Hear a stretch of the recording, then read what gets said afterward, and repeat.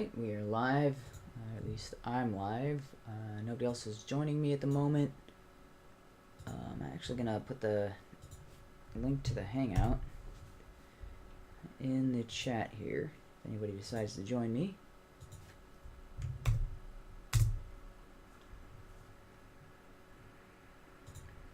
Okay.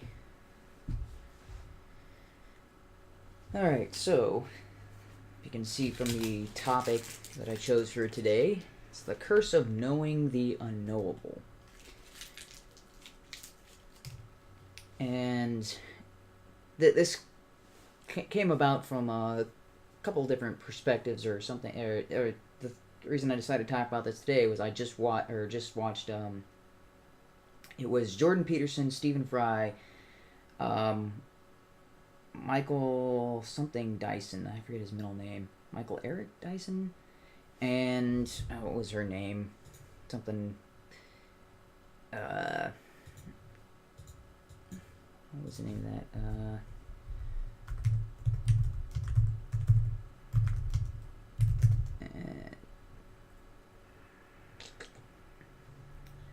Wow, I'm drawing a blank.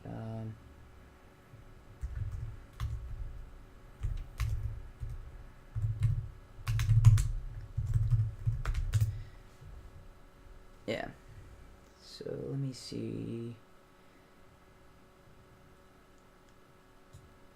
if I can pull up this video. Should have kind of had that prepared to begin with, but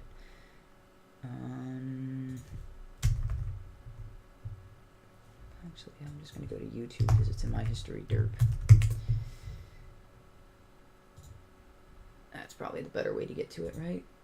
Just go to my history and then pull it up there, because that's got the full list of everybody who's on it. Yeah. Well, I mean, I guess I shouldn't say just watched it, because it's actually further down on my list than I thought. Okay.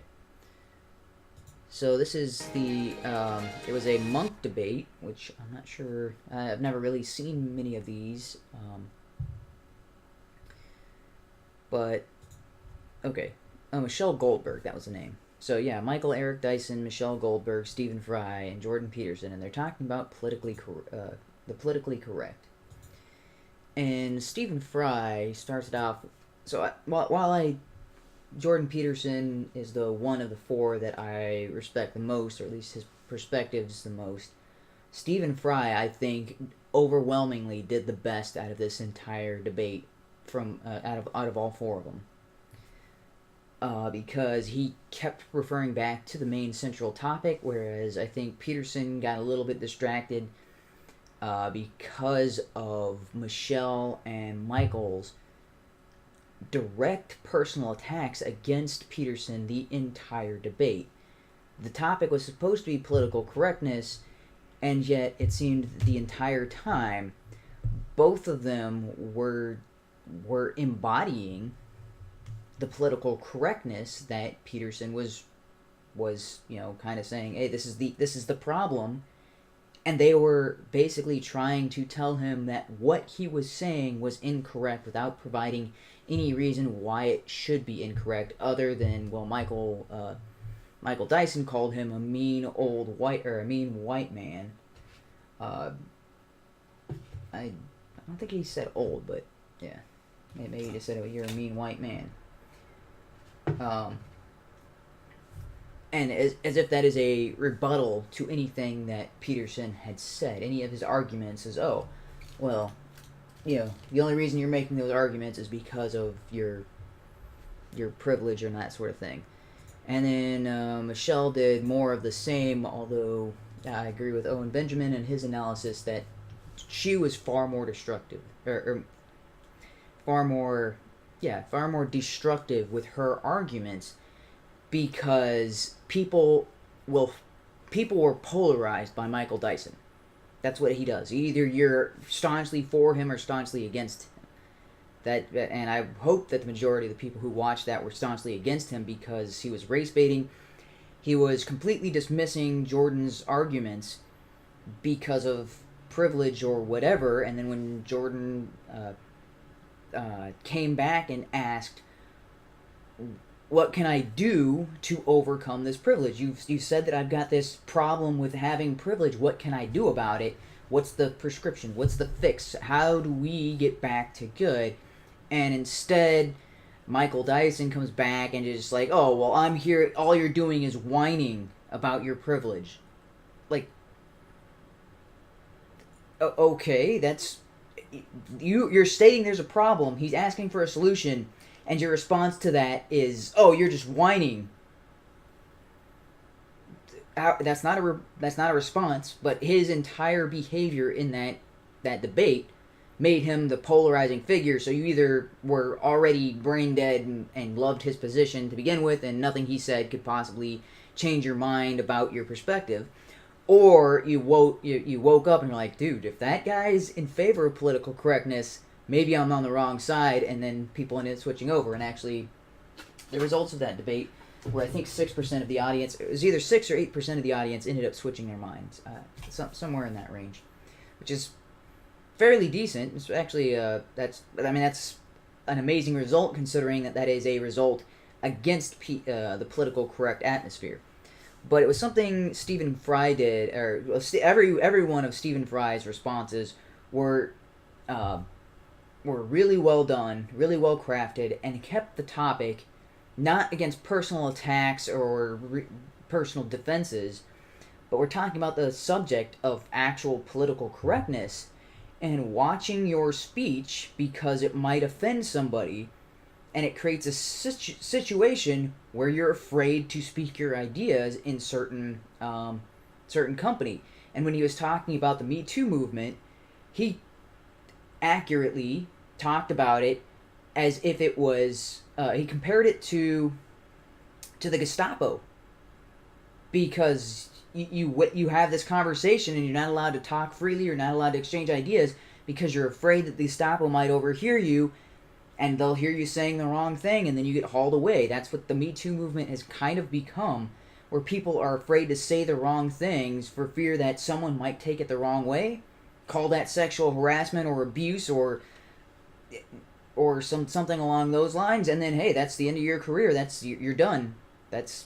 It's not exactly the Gulag not exactly the Gestapo, as in you're not taken away to a concentration camp or gassed and killed or anything along those lines, but your life could be completely altered or completely over as you know it. It's not exactly to the same extreme, but that's why it's an analogy. It's an analogy. It's not a direct correlation. But it paints the picture of, oh, both of these things are bad for the exact same reasons. You're watching your mouth for things to say. Oh, you can't say the wrong thing and offend the wrong person because they'll use that to end your life. And it could be something. It could be something that's either not all that offensive to a certain other group, which is one of the things that's been going on right now with the PC movement, or the political correct movement, is they're getting offended on behalf of other groups, and the other group doesn't care.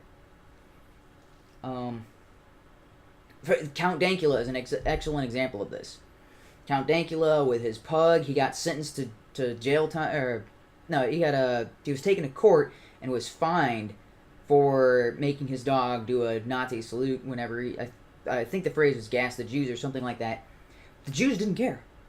That nobody who was Jewish cared. They're like, okay, whatever. That's inconsequential. Not, he's not calling for the death of the Jews or anything like that. Oh, hey, Zach, thanks for joining me. So Hi, don't know how much you've overheard, but I'm gonna continue my thought. But the Count Dankula example, the group that was supposedly, oh, this is a horrible thing and it's offensive to this group. It's like Jewish groups were asked about this situation and they said, who cares? They're like, okay, whatever. It's inconsequential.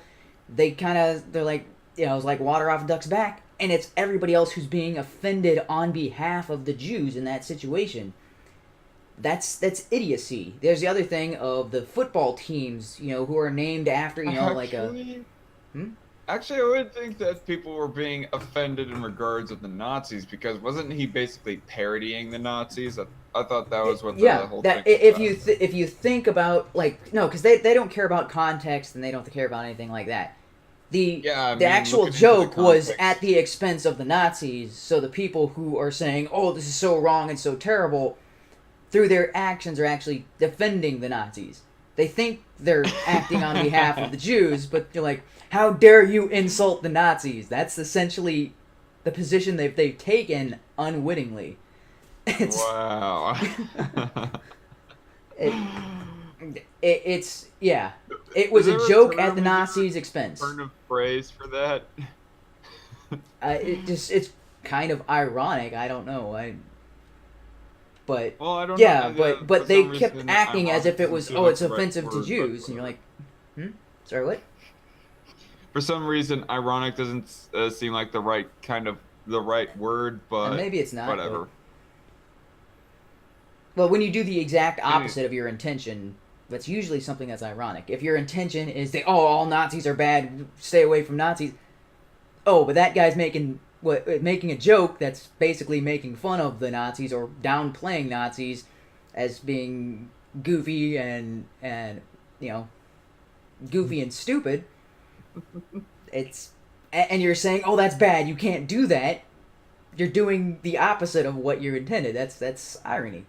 We look at them as goofy nowadays, but I think we would be seeing them at an Oh no entirely no. different lens if we were like fighting in Europe or something. Yeah. No, if you were like somebody who's actually in a concentration camp, or if you like, that's why Steven Spielberg said he will never use Nazis as villains ever again, and that's why you didn't get Nazis as villains in Indiana Jones 4. I mean, the movie that doesn't exist. But the reason he Wait a said he minute, would never use them as villains. what Indiana Jones sequel again? Sorry, never mind. But after the Last Crusade, he would never use Nazis as villains in his films ever again, because he thought that was being insensitive to the actual conditions of World War II. Because Indiana Jones, they were kind of like comic book style. I mean, I thought it was perfectly normal. But then his work on Schindler's List, after doing that film, he's like, yeah, I can't use the Nazis as a goofy villain anymore. Whoa. Because I'm talking with people who lived through the experience, and it's kind of like it to pass them off as kind of comical supervillains or bumbling buffoons. Well, That's then kind I of guess the guy that's absolutely hates the Wolfenstein games then. oh, I don't know. But actually, he was involved in making the Medal of Honor series. So Wait a minute, Spielberg? yeah. Spielberg is behind what's that called? DreamWorks Studio. He's like the head of that, as well as Amblin. Wow. And DreamWorks Studio, he was one of the main guys. So his Medal of Honor was his video game franchise, and it was that was after Saving Private Ryan. So Saving Private Ryan, yes, the Germans were the bad guys, but they weren't comical bad guys, right? They were bad, like serious, like that was an actual like.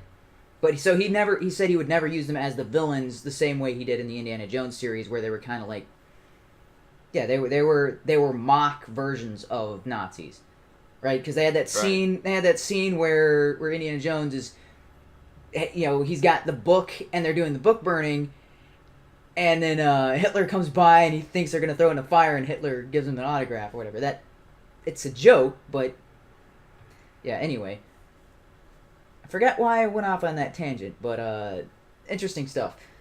So, but anyway, yeah.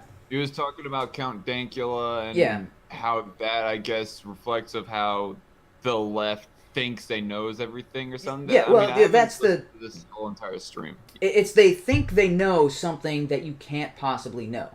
So I'm going kind of a roundabout way of talking about this, but it's talking about the PC debate that with Jordan Peterson, Stephen Fry, Michelle Goldberg, and Michael Eric Dyson. So one of the things Stephen Fry said during that debate really sparked. I was like, oh, that's a good topic to talk about this week, because he said it's the idea that the left thinks PC narrative will solve all of the problems that they're talking about. That's something you can't possibly know. You can't possibly know that, hey, political correctness will definitely correct this problem. And yet they act as if it's definitely the only solution. Because that's their That's their go-to tool when somebody does something like, oh, well, we got to silence that speech, otherwise this is going to keep being a problem. And despite all of their censoring, problems persist. And you're like, you keep saying that this is the solution to all of these problems that you describe, but you can't possibly know that. You can't possibly know that that is absolutely the solution. And that if we eliminate all of these phrases from our vocabulary, that will eliminate these problems, these issues, these concerns. That is the mentality, or the stated purpose of political correctness. Get rid of these phrases, and then people will stop doing the things associated with these phrases. That's right. You can't differentiate illegal immigrants from the rest of the immigrant population. You can't even use the phrase illegal alien, even though it's an official term that's in the IRS website. How can a person be illegal? But okay, would you prefer criminal aliens?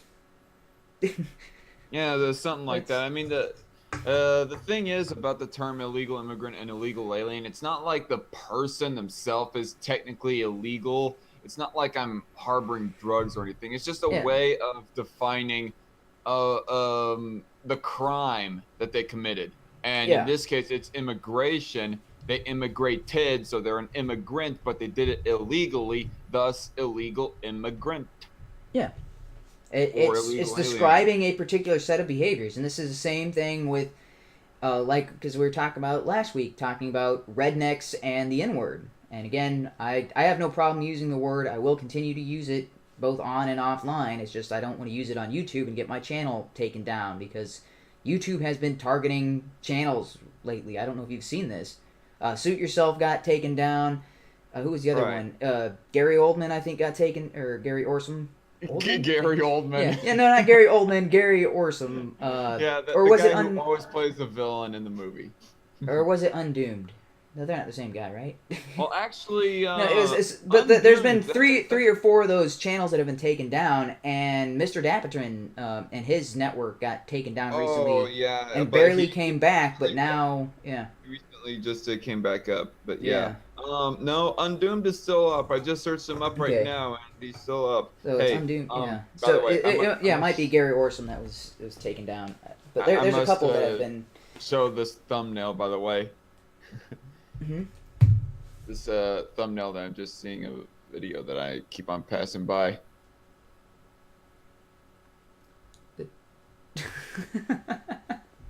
It's like from the Daily Wire, and I keep on coming across this one episode of Andrew Klavan show, and I'm thinking to myself, oh, that looks freaking tasty, but at the same time looks like heart attack. Yeah, anyway, actually that sandwich was pretty freaking amazing.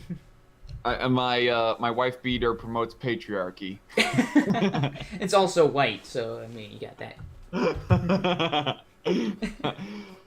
Anyway, so it's the insistence that political correct is the absolute correct approach, and Stephen Fry said that when I enter this situation is I go in understanding I don't know the solution. I don't know. We're trying to find the solution. You on the left have stated we know the solution. This is absolutely it, and it's not something you can know. And the other thing about it's not only is it's not something you can possibly know, but it's also something that has been consistently proven it hasn't worked up till now. So why would you think it will eventually work? That's something else that I've seen with the left and their insistence that, well, eventually, once it's finally all done, then it will work, right? Once we finally get rid of the use of retard or fag, then these problems will be completely eliminated from our society. Once everybody stops using these terms, then the problems associated with these will be removed. That's the idea that they are perpetuating. And same thing with socialism. Well, once we get socialism, once we get the 100% socialist society without any kind of interference or anybody else messing with it, then everything will be perfect and pristine. And you're like, but from the steps from 1% to 99% have been absolutely catastrophic, but I guess once we hit that 100%, then everything will just ding, everything's perfect, yay, golden, we made it. That's kind of the same mentality behind the PC. It's like, well, we keep doing these PC things, and it just keeps making these problems worse, and it keeps creating all these divides, and it's not achieving the effects that we say it's going to come. But once we get to 100% political correctness, then, ding, everything's golden. Well, once we're 100% PC, then we're no longer enlightened. No longer a lightened up, humorous society.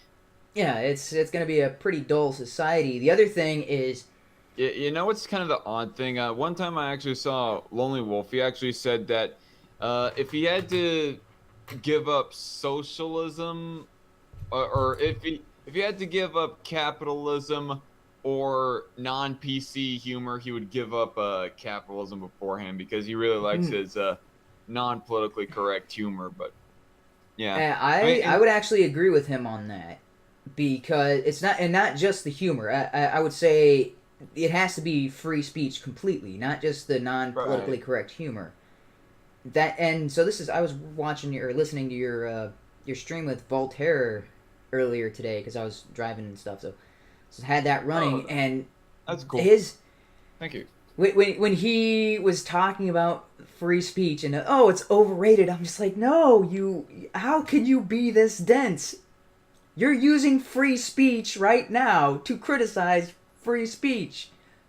It's not overrated in the least bit, but I can I can really imagine a person saying that gun rights, in a way, are more important because you use your guns to protect your other rights. No. Freedom of speech is the First Amendment, and it is the fundamental human right. Without it, you cannot have other human rights.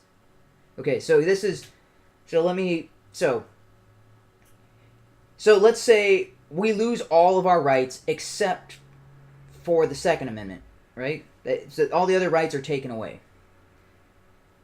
So we no longer have freedom of speech. We no longer have freedom of, private property rights. Yeah, private property rights. No longer have individual liberty. Okay, so if that's the case, and all we have is our Second Amendment to defend ourselves, right? So what the state can then do is enact laws stating that you cannot have any statements, you cannot repeat any arguments in favor of the Second Amendment. You can't have any arguments. You cannot repeat. You cannot tell anybody why the Second Amendment is a good thing to have. Okay, what happens over time is the only arguments that are presented are arguments against the Second Amendment. Do you think after 2 generations that the Second Amendment is going to stand the test of time? You got a point right there, but the thing is, with my gun, I can protect myself from the cop that wants to arrest me for advocating for the standing of the Second Amendment. Okay, you can do that, but over time, that right will cease to exist, or it will cease to be. It won't cease to exist. It'll always be a right, but it will cease to be protected. Okay. So you can defend your right, and maybe you'll successfully, fight off the police. Well, but over time, if the only argument that people are allowed to present are those in favor of banning the Second Amendment, the Second Amendment is not going to stick around. All it takes is a few generations where they are propagandized to ban all weapons, and nobody has heard a contrary argument. No one is allowed to speak a contrary argument. So, okay, let's ban the Second Amendment. Second Amendment gets banned. You no longer have a gun to protect yourself against the cops. That's the inevitability of it. One can say that it isn't the arbitrary right itself of owning a gun that is the most important. More like the physical possession of a gun to protect the rest of your rights. Yeah. So but anyway, I did not mean to go off on that tangent. You were talking about speech and Voltaire. Well, no, this is all related. So the Second Amendment can help you in the here and now, right? In the temporary, to protect your rights. But you cannot protect your rights long term without freedom of speech. Mm-hmm. So that's why freedom of speech is number one, The Second Amendment is number 2. Freedom of speech is how you protect and advocate for your rights over generations. Second Amendment is how you keep your right to freedom of speech in the here and now. Then all the other rights, those are protected. So you can use those two to build off and then establish the other rights. But without that fundamental freedom of speech, you will lose your Second Amendment, and then there's nothing to protect your freedom of speech in the temporary. You have to. It's kind of like dominoes, right? If we start losing all of these rights, we can lose up to the Second Amendment, and we can always get those back. But if we lose up to the Second Amendment, we revoke the Second Amendment. It's only a matter of time before guns come in and take away your First Amendment, and you've got no way to defend it or fight back and keep your First Amendment. Similarly, if you lose your First Amendment, all those other rights will go away because no one will be allowed to argue in favor of your other rights. It's kind of the I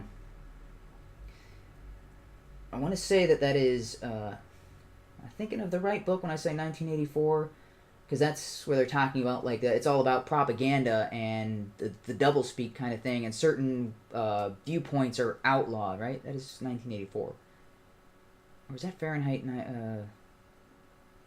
Was it Fahrenheit 451 or 5? Dang it, I can't remember the number. I wouldn't know. You're a little bit more well-read than me. Yeah, it's been a while. But no, it's been a while for both of those. I think over a decade. Yeah, but it's the idea that if you censor ideas, if you censor particular people from spreading ideas, then the only ideas that are allowed to be spread is the opposite of those ideas.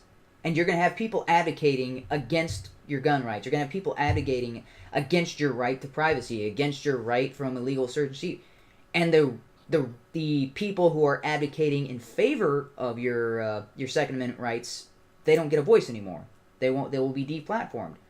That's what happens if you lose freedom of speech. It's very easy for propaganda to be the only method of information spread. Right. Yeah, I see. And by that extension, you sympathize with Wolf that you would rather give up your capitalism than give up your speech and your non-PC culture, because ultimately you can profess the proper speech to advocate for the abolishing of socialism and the rising of capitalism. Yes. If I have my First Amendment and I'm allowed to speak my mind, I can convince other people that capitalism is a superior system. I can reason with other people. If I lose my ability to reason with other people, I basically lose my humanity, because that's what makes humans distinctly unique in the known universe, is the rational mind. That's why I named my channel the HUMANE Mind. We are unique in our ability to reason. No, we haven't seen any other creature. Individualism for the win. Yeah. Take that, Richard Spencer. We haven't seen any other creature demonstrate the ability to reason. So the fact that we can reason, or that we can think for ourselves, and that we have cognitive thought, and that we can reason with other people, rather than resorting to violence, we can discuss with other people to arrive at a solution. Other animals, whenever there's a dispute, violence is the only. There is no diplomacy, at least as far as we can tell. There seems to be vague communication, but it's not to the same extent where we can describe abstract ideas and prove things to one another without having to actually physically do those things. So we can prove mathematically that 1 + 1 = 2, and then you don't have to go out and prove that every example of 1 + 1 = 2. It's a known concept that you can spread around, and we can spread it to all these different people.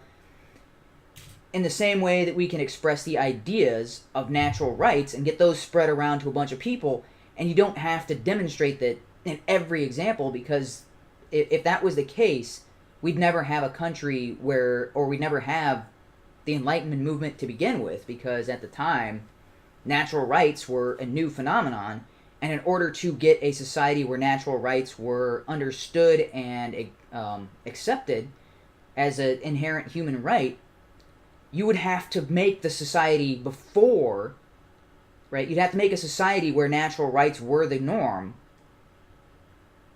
Yeah, Without the ability to reason, you'd have to have a society where natural rights were enforced, rather than convincing people that natural rights were a thing and then creating a society after the fact based on that. And that's like what happened. You're vaguely trying to refer back to one of your debates with Cult of Ham, who was trying to argue that rights are not natural. Oh, well, yeah. So I don't know why he can think that they're not right or not natural. That's something that a lot of the Enlightenment philosophers were talking about. So I'm guessing he disagrees with the Enlightenment philosophers, and yet he's like, oh, what liberal democracies are the best democracies. I'm like, you do realize that that's the same people who advocated for liberal democracies are the same people who advocated for natural rights. Yeah, that's it's kind of ironic. He was also on the side against Richard Spencer, not necessarily for Styx, who was more for Sargon in the Spencer versus Sargon debate, but still. Anyway, you hear Sargon and Styx arguing for that enlightened liberalism, and he was on that side, and yet on the other hand, he's saying that rights are not natural, which is a very scary concept to me, because if rights are not natural, then they're just a vague imagination and invention of the government, and your rights only extend to how much that the government will allow you. And the other thing is, if the government grants you your rights, the government can remove your rights. Right. And they wouldn't be in the wrong. Yeah, it wouldn't be morally reprehensible. So this is what I brought up, which I still didn't hear a good rebuttal. If rights come from your government, then what happened in Nazi Germany was not an immoral act, because that was just the government taking back the rights that they had granted to their people. They had granted the rights to the Jews. They had granted rights to the Jews, and they took them away. And so then, if the government is the distributor of rights, no human rights violation occurred in Nazi Germany if rights are from the government, because the government revoked those rights, and now no human rights violation.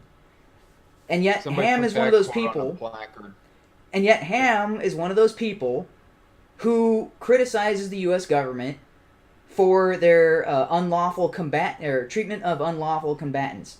I also criticize the U.S. government for this, but at least my position is more consistent. I'm like, well, because the government doesn't have the right to remove a human's natural rights to, a trial, to the presumption of innocent until proven guilty. But that's what they suspended a habeas corpus for those unlawful combatants. And basically imprison them indefinitely. That is a human rights violation. But it's not a human rights violation if rights come from the government, like what Ham was seemingly arguing for. So it's very bizarre that, and before I get too far into this, I am not advocating for a liberal democracy, because I've outright spoken against a liberal democracy. So I know the Enlightenment thinkers advocated for liberal democracies. And it's very possible that a liberal democracy, as they were advocating for, may be the best form of government. I don't think that is true, but that might be the case. A pure and plain democracy is like democracy at its crudest form. Whereas a republic, I view that as democracy at its most advanced form. Well, okay, that's another thing that you guys started talking about, is a republic being a form of a democracy. That is not true. It's not an offshoot.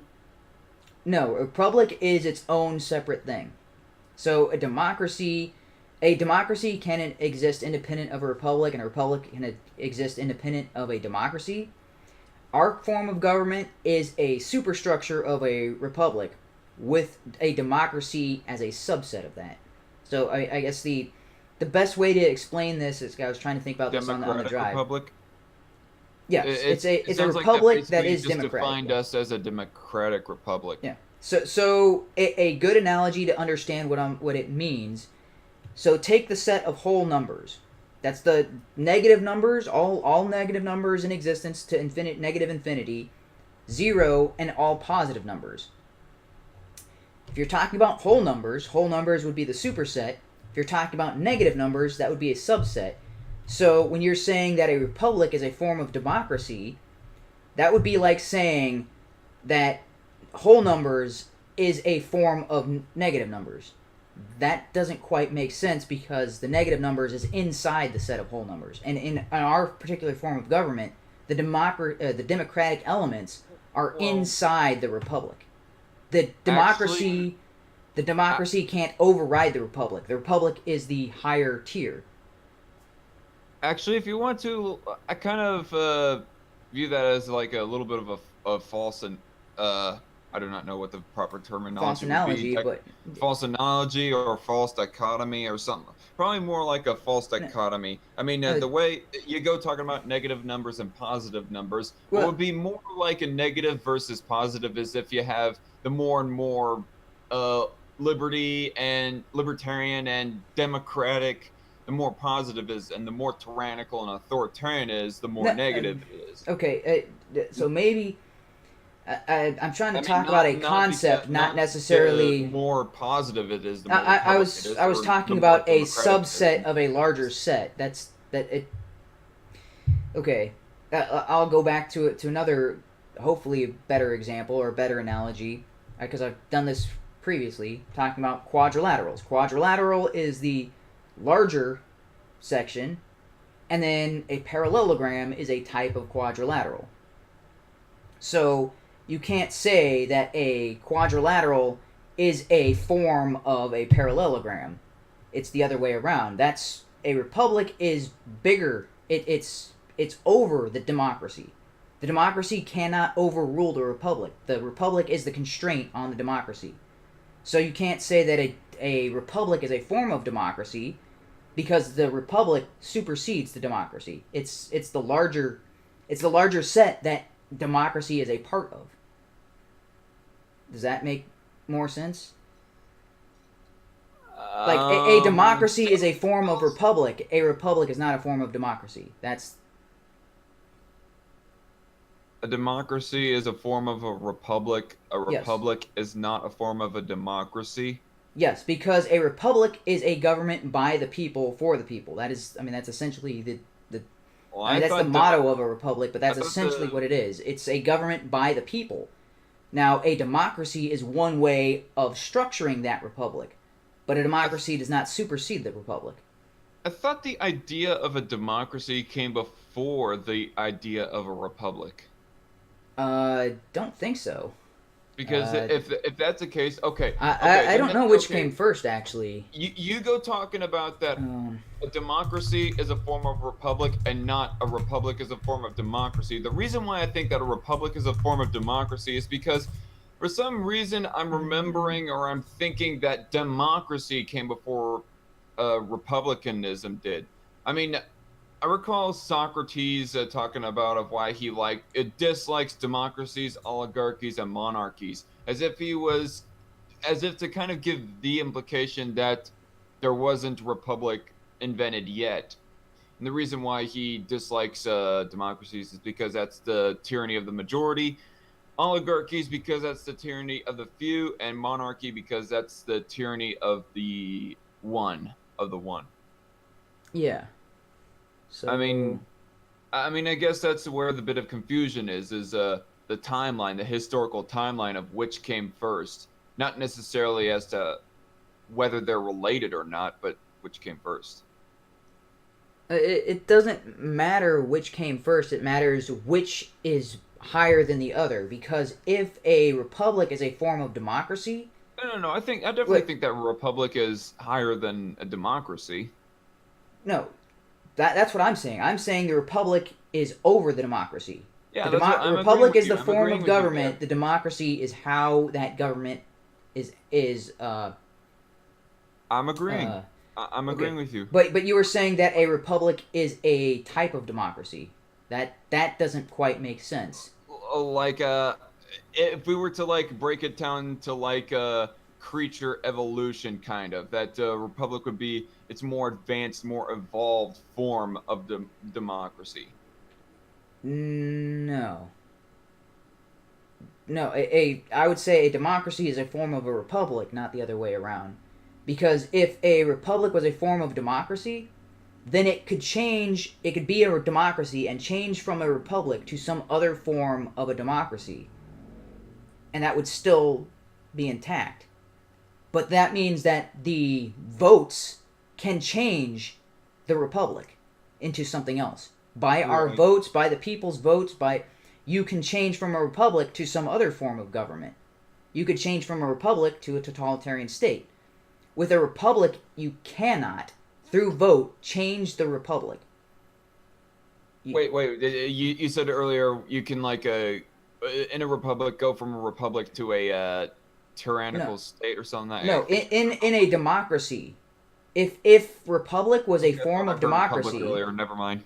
Yeah, if a republic was a form of democracy, then that democracy could change into a totalitarian state by vote, in which this has happened to other democracies. Right? The way that I look at a republic is that it's a democracy with far more checks and balances to prevent the majority just getting its straight rule. Well, that's a incorrect view of it, because the republic supersedes the democracy. The democracy is only allowed to act within the republic. So it's the republic is the borders of the sandbox. The democracy is the sand in the middle. You can play with the sand in the middle, but you can't go outside of the sandbox. That's the republic confines it. But if it's the other way around, then the borders of the sandbox would be the democracy, and the democracy could change the shape of the sandbox and structure of it. And if the republic was inside that, you could have a smaller border that's fixed inside the sandbox or something along those lines. To bring up an analogy to equivalate it with what you're talking about here, basically a city council would be a democracy within a bigger republic. Yes. So the republic is the rules that city council has to abide by.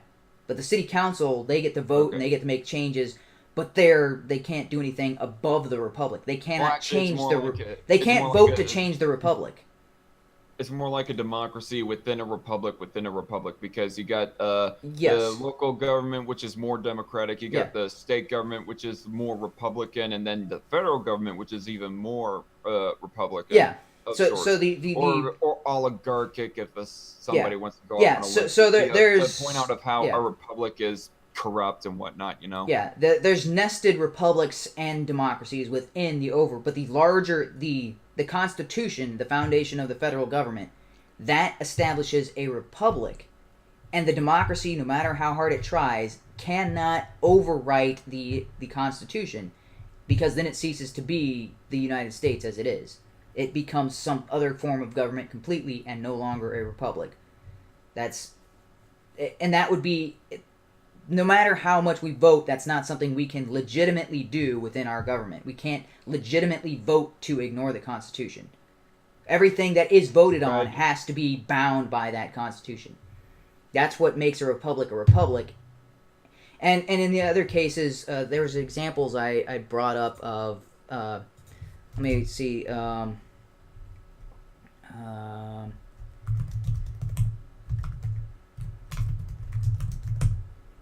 because there is a really good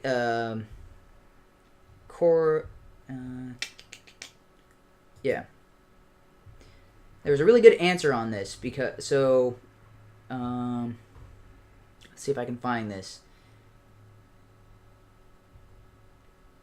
So I have a question. Let me get this through real fast. So a democracy is where people can choose who will govern them, whereas a republic means that the head of state is chosen by the people and not a hereditary post. Hang on a second. So, okay. Wow, they actually got these. Democracy is of the people, by the people, for the people. That's backwards. No, maybe I'm reading. Oh, here we go. This is what I was looking for. So a country may be democratic country, but it may not be a republic country. So Great Britain. Great Britain is a democratic country. Great Britain is not a republic. Because Great Yeah, I Britain, mean, yeah, from what I've read about parliamentary system, they're more straight democratic than, say, our system of government, for yeah, example. Great Britain is A technically little a bit, constitutional monarchy. It's not a right? republic. The people of Great Britain do not have a say in who their monarch is. And despite what they say about Parliament Monarch. and the Prime Minister, The the Queen Queen of of England England doesn't.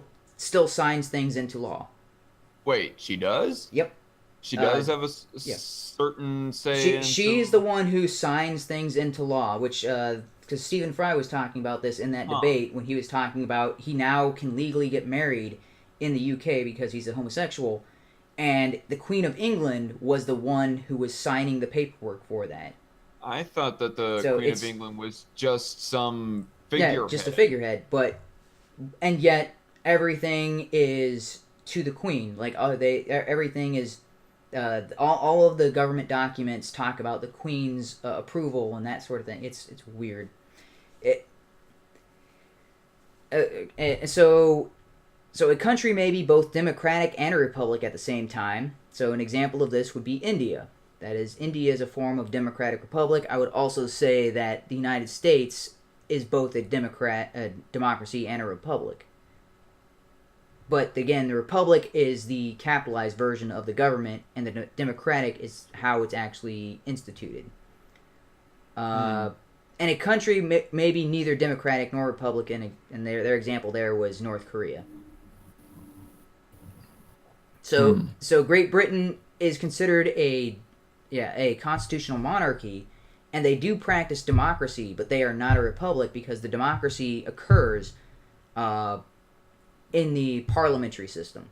But they still have a monarch, and that monarch, the people have no choice in their monarch. The monarch is chosen by birth. It has Hmm. nothing to do with the people. So the ultimate person who signs their laws into effect, they don't get a choice on that. So you can't call it a republic. Where does a where does the prime minister play in as far as Yeah. legislation goes? So the prime minister is elected, and I think the prime minister is somewhat equivalent to our Speaker of the House or the um, what's the other one called? Is it Majority Whip? No. What's the Senate one called? Senate Majority Leader. Is it Senate Majority Leader? I think it Yeah. is. Hmm. I mean, I'm pretty damn sure actually. Yeah. Okay.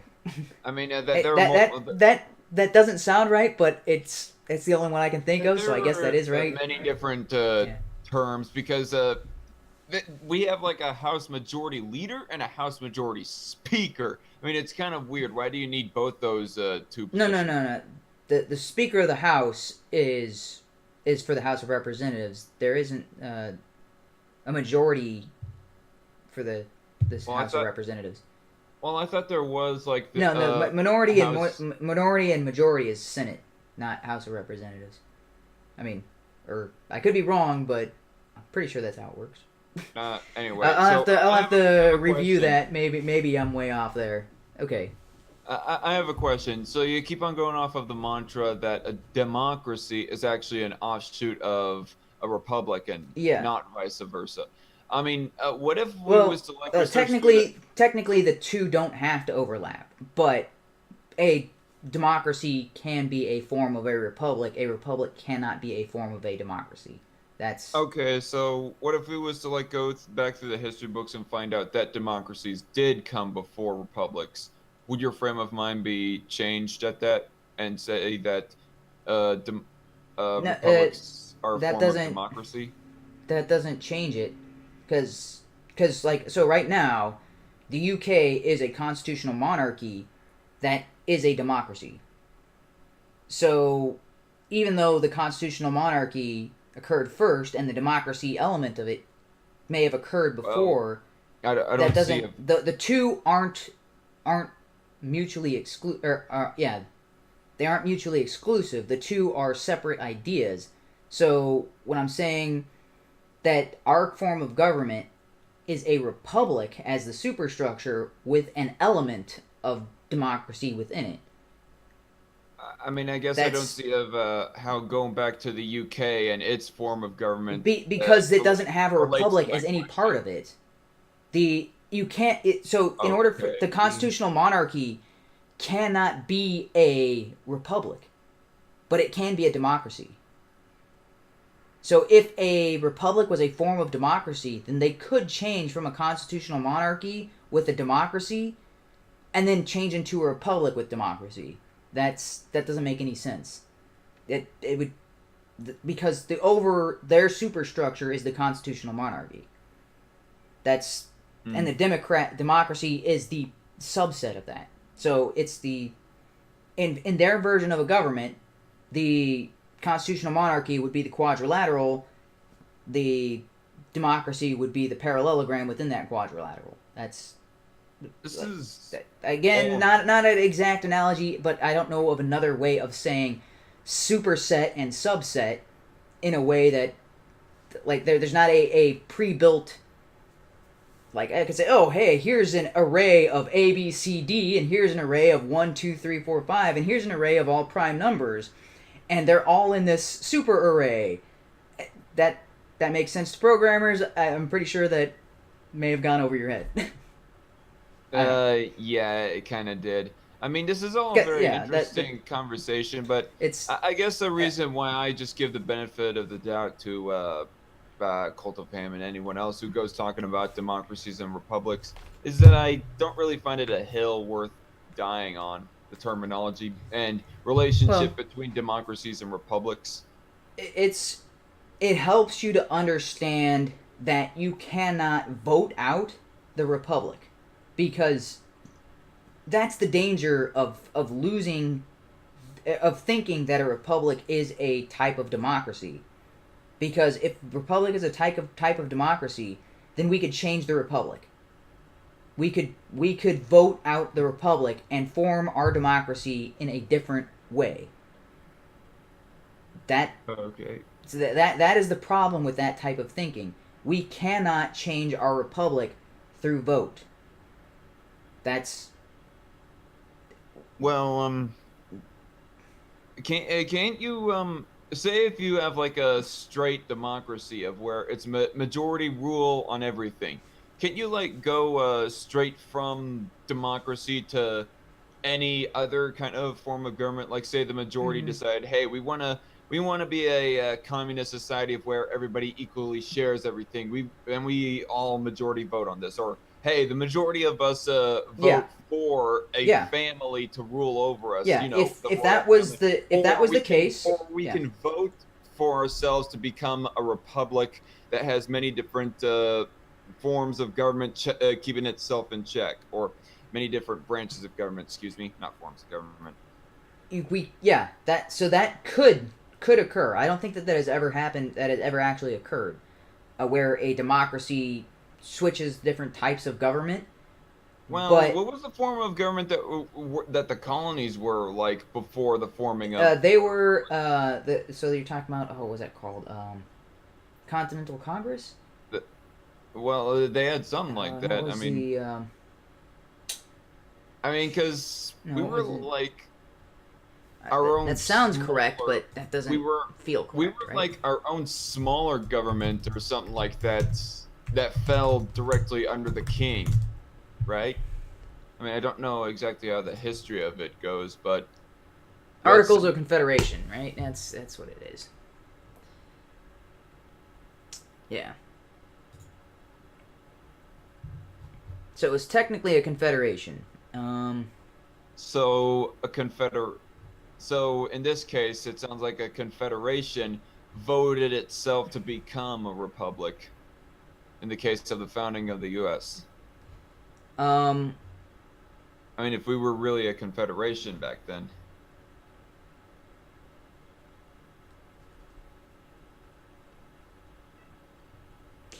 yes. So Confederation versus democracy. And so the Constitution wasn't voted in; it was ratified. There's a difference. So, Right. I mean, they needed more than just a straight majority, well, is what I it's not recall. just that. It's the do you agree to be a part of this? That is the difference Yeah, there. It's they needed a majority of delegates from each and every single state to get the republic formed. yeah. So it's more than just a vote. Um, it's kind of like forming a like it's I guess maybe I'm trying to think of a good analogy of like forming a baseball team, and you can't have the baseball team unless you have enough players to join. But you're like, okay, here we want to have this baseball team, but we need 15 players to sign up, otherwise we can't play baseball. So you're getting everybody to join up, but it's not only just a yes, it's not only just a signing your name as a vote that yeah you guys should have a baseball team. It's the a vote plus the I will participate. The I'm going to be a part of this. We are all equal members in this. I guess maybe a better analogy would be like the formation of a corporation. Like when two or more companies join together, all of them have to agree to that union of all their companies, and they all get an equal say in how they run that new bigger company. So that's what they were doing is they were joining forces together, but in order for that any one of them to join together, they all had to be or there had to be enough of them to join together at the same time. So it's more than just a vote because when it's a vote on something, there is not the requirement to participate in that. When you are voting currently, everybody's already participating, and the vote is which way we are going to go from. It's more like a yeah. So the ratification of the Constitution was more like a merger of companies, whereas decisions made after the merger are more like a vote. It's kind of I guess maybe it's not an important difference, but I think it is. I think it's an important difference, but maybe it's not. Okay, so I'm looking at Uh, a website called governmentversus.com, and it has like many different definitions between a confederation and democracy. Like the Merriam-Webster definition, as they define it, a confederation is a group of people, countries, organizations, etc., that are joined together in some activity or effort. And then for mm-hmm. democracy, it says the type of government in which people choose their leaders by voting is called a democracy. Okay. Like the, it seems Yeah. that there's some nuance. Yeah, I mean, in other words, by definition, it's looking like that.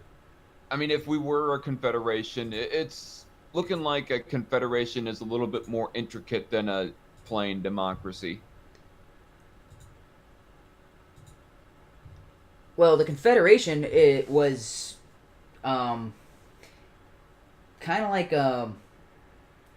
let's see what's trying to think of a good analogy for that. So the Confederation is a little bit more like the PTA, where it's like, hey, you can show up if you want to, otherwise you don't have to.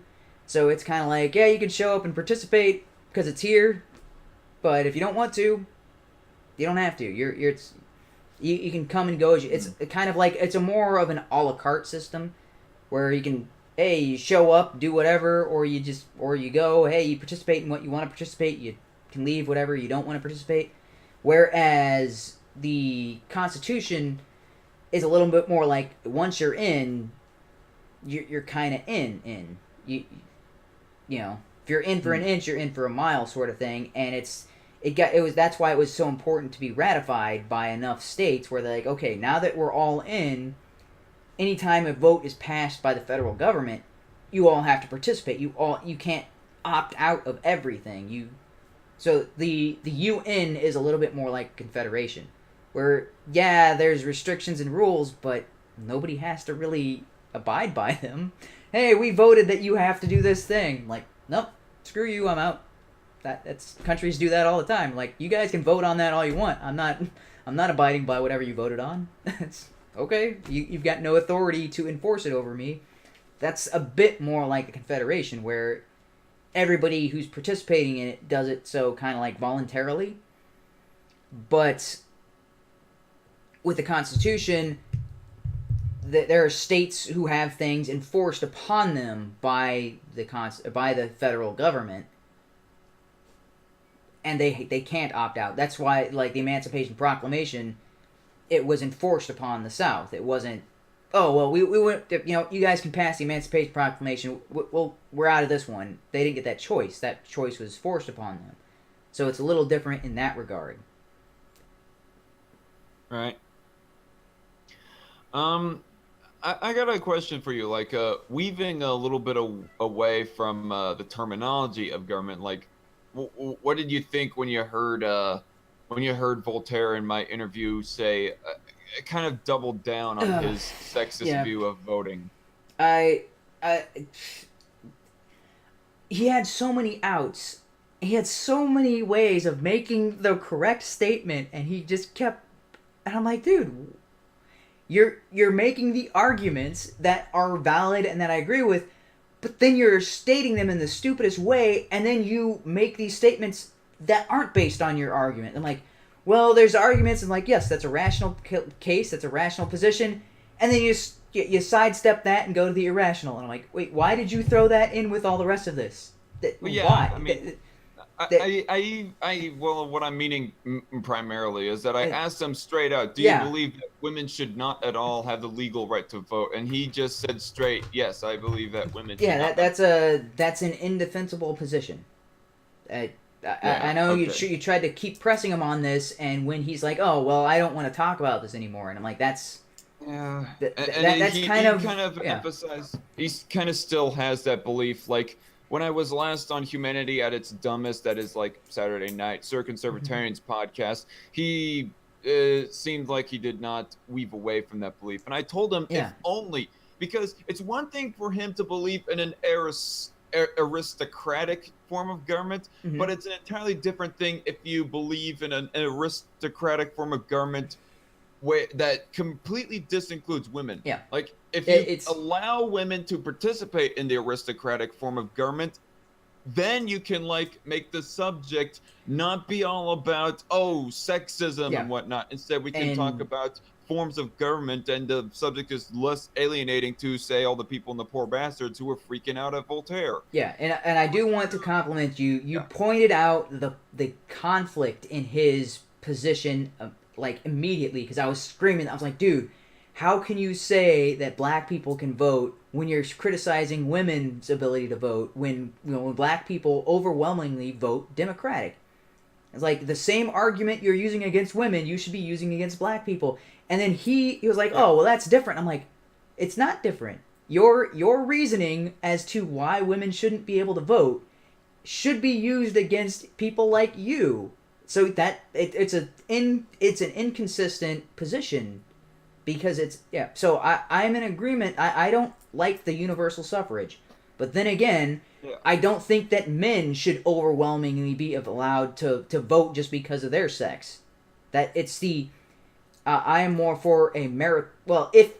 right. So this is something that I agree with him, that I don't think voting should be how we determine how things are done in the first place. I think that's a very inefficient mechanism to get things in play.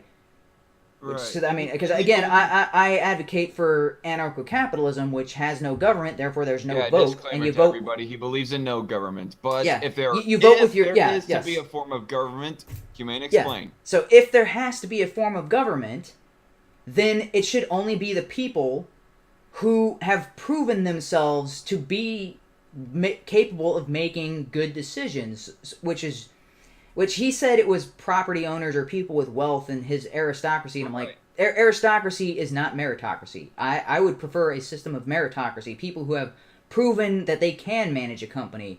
people have proven that they can get and keep property. That's a pretty huge accomplishment. Whereas someone who was born into it, they're born into wealth and they don't know how to handle it. They can lose it all, or they can have somebody else managing their funds, and they're the ones running the country when they don't have they don't have the first clue about how to earn money or what they're doing. They're just that's what the problem with aristocracies is that usually these rich people would raise bastard kids who were spoiled, and then those kids wouldn't know what they're doing, and those are the people you're leaving to run the country, is the kids who don't know what the fuck they're doing. Yeah, I mean, I guess what we kind of failed was in getting our terminology correctly between the differences of a meritocracy and a aristocrat. Aristocracy. Yeah. Oh, wait. I don't know why he was advocating for an aristocracy, because he was saying it based on what, thank you. on some of I think some of what Locke said and some of what maybe Jefferson was talking about, but Because isn't an aristocracy basically where somebody has, for lack of a better word, a Senate seat, and then their Senate seat is inherited to their next of kin, basically? yeah, it's hereditary. But Usually it's hereditary. But a meritocracy, you can go from rags to all of a sudden buying your own house, and then you have a say in voting. Yes. But not when you're homeless. No. And have no property. Well, and that's the other thing is so it's not just the having property, because there are people who have also proven themselves in other areas but didn't own property that you're like, oh, well, that guy's actually proven himself to be a valuable member of society, and we could probably trust his vote, that sort of thing. It's the giving the vote to people. Yeah.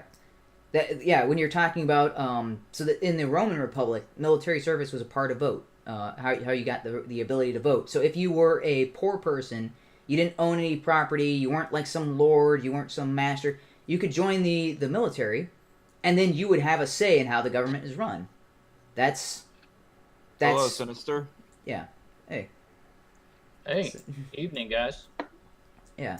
So that again, that goes to the meritocracy. It's a little harder to vote to go to war if you've seen the brutality of war firsthand. And they're like, oh, hey, there's a bunch of people in stuffed shirts saying, hey, we should go to war. Let's all vote on this. And if you've got people who are like, no, I was in that last war. We only go there as a last resort, so I'm gonna say no to this vote. But when we gave universal suffrage to women, and they made the exclusion to the draft, it's kind of, you have the situation where there's this huge voting block that, okay, hey, I'm afraid for my life, I'm going to vote yes that you all have to go to war. That's a scary proposition, where you can vote to something that you never have to see the firsthand ramifications of. That's... I'm just adoring... Sorry, go ahead. I'm just adoring of how dynamic this discussion has become, Humane. Just FYI. Anyway, sorry. Go ahead, Sinister. I was going to say, he brought up women's suffrage, and that is what got the women to be able to vote. So I was actually been doing some history research on that. And for men to be able to vote, which was only actually, I think about 20 years earlier, because most men could not vote. It wasn't just black men, it was all men. There was only a certain group of men that were allowed to vote. They had to sign up for the draft. Yeah. That was one of the key principal points of them being allowed to vote. Just a general laborer is, okay, you can vote, but if we go to war, you're in it. So when women got the right to vote, and then they opted out of that kind of threw all men under the bus. Yeah. Because now men have to put their life on the line. Men have to defend the country. Women don't have to do anything. They just get to vote when they turn 18. Yeah, and so going back to the PC debate that kind of sparked the idea for this discussion, that's one of the things that Peterson... that's one of the things that Dr. Peterson was talking about, is an individual has rights, but with that rights comes the responsibility of that right. And when you grant rights to a group, there's no way to hold that group responsible for that. That is a huge problem, and that's exactly what happened when women got the universal suffrage. Is instead of treating individual women with the rights and the privileges, or the rights and the responsibility to go with that right, they just got the right without, or they got the right with no responsibility, and there's no way to hold them accountable for their votes, because they can vote to do something that affects somebody other than themselves. And that's a huge problem with voting overall. If you're on welfare and you're not paying into tax systems, into taxes, you can vote to increase your welfare benefits. You can vote for a candidate who's saying, hey, we're going to give you college for free. Hey, I'm not paying taxes. All right, sign me up for that. What do you have to lose at that point? Nothing. You have everything to gain and nothing to lose. If you are voting for a war that you don't have to get drafted to go, you've got everything to gain and nothing to lose, and it's somebody else who's paying the price of your decision. That's the problem that happened when we expanded the vote more and more and more. So, okay. Hopefully this is as brilliant as I think it is in my head. So, the problem was not that women didn't have the right to vote. The problem was that voting was expanded to all men. That was the first wrong. The second wrong was then taking that and applying it to all of women and expanding it to all of women. So 2 wrongs don't make a right. 2 wrongs make a leftist.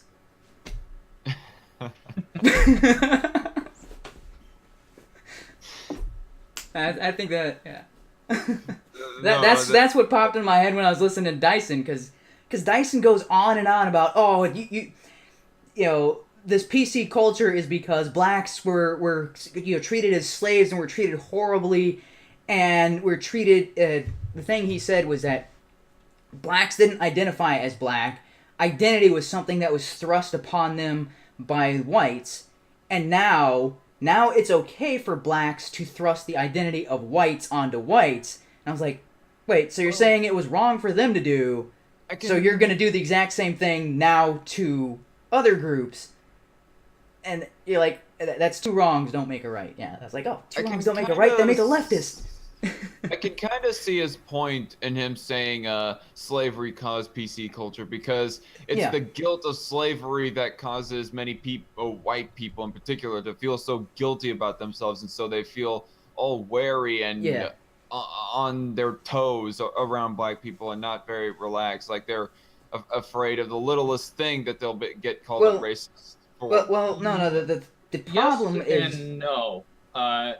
During the 60s, and when we were trying to actually get rid of segregation, we were in that kind of desegregation era. Yeah. Black communities actually had very sustainable families. Their income was actually starting to go up. They were adopting what was the American dream and implementing it.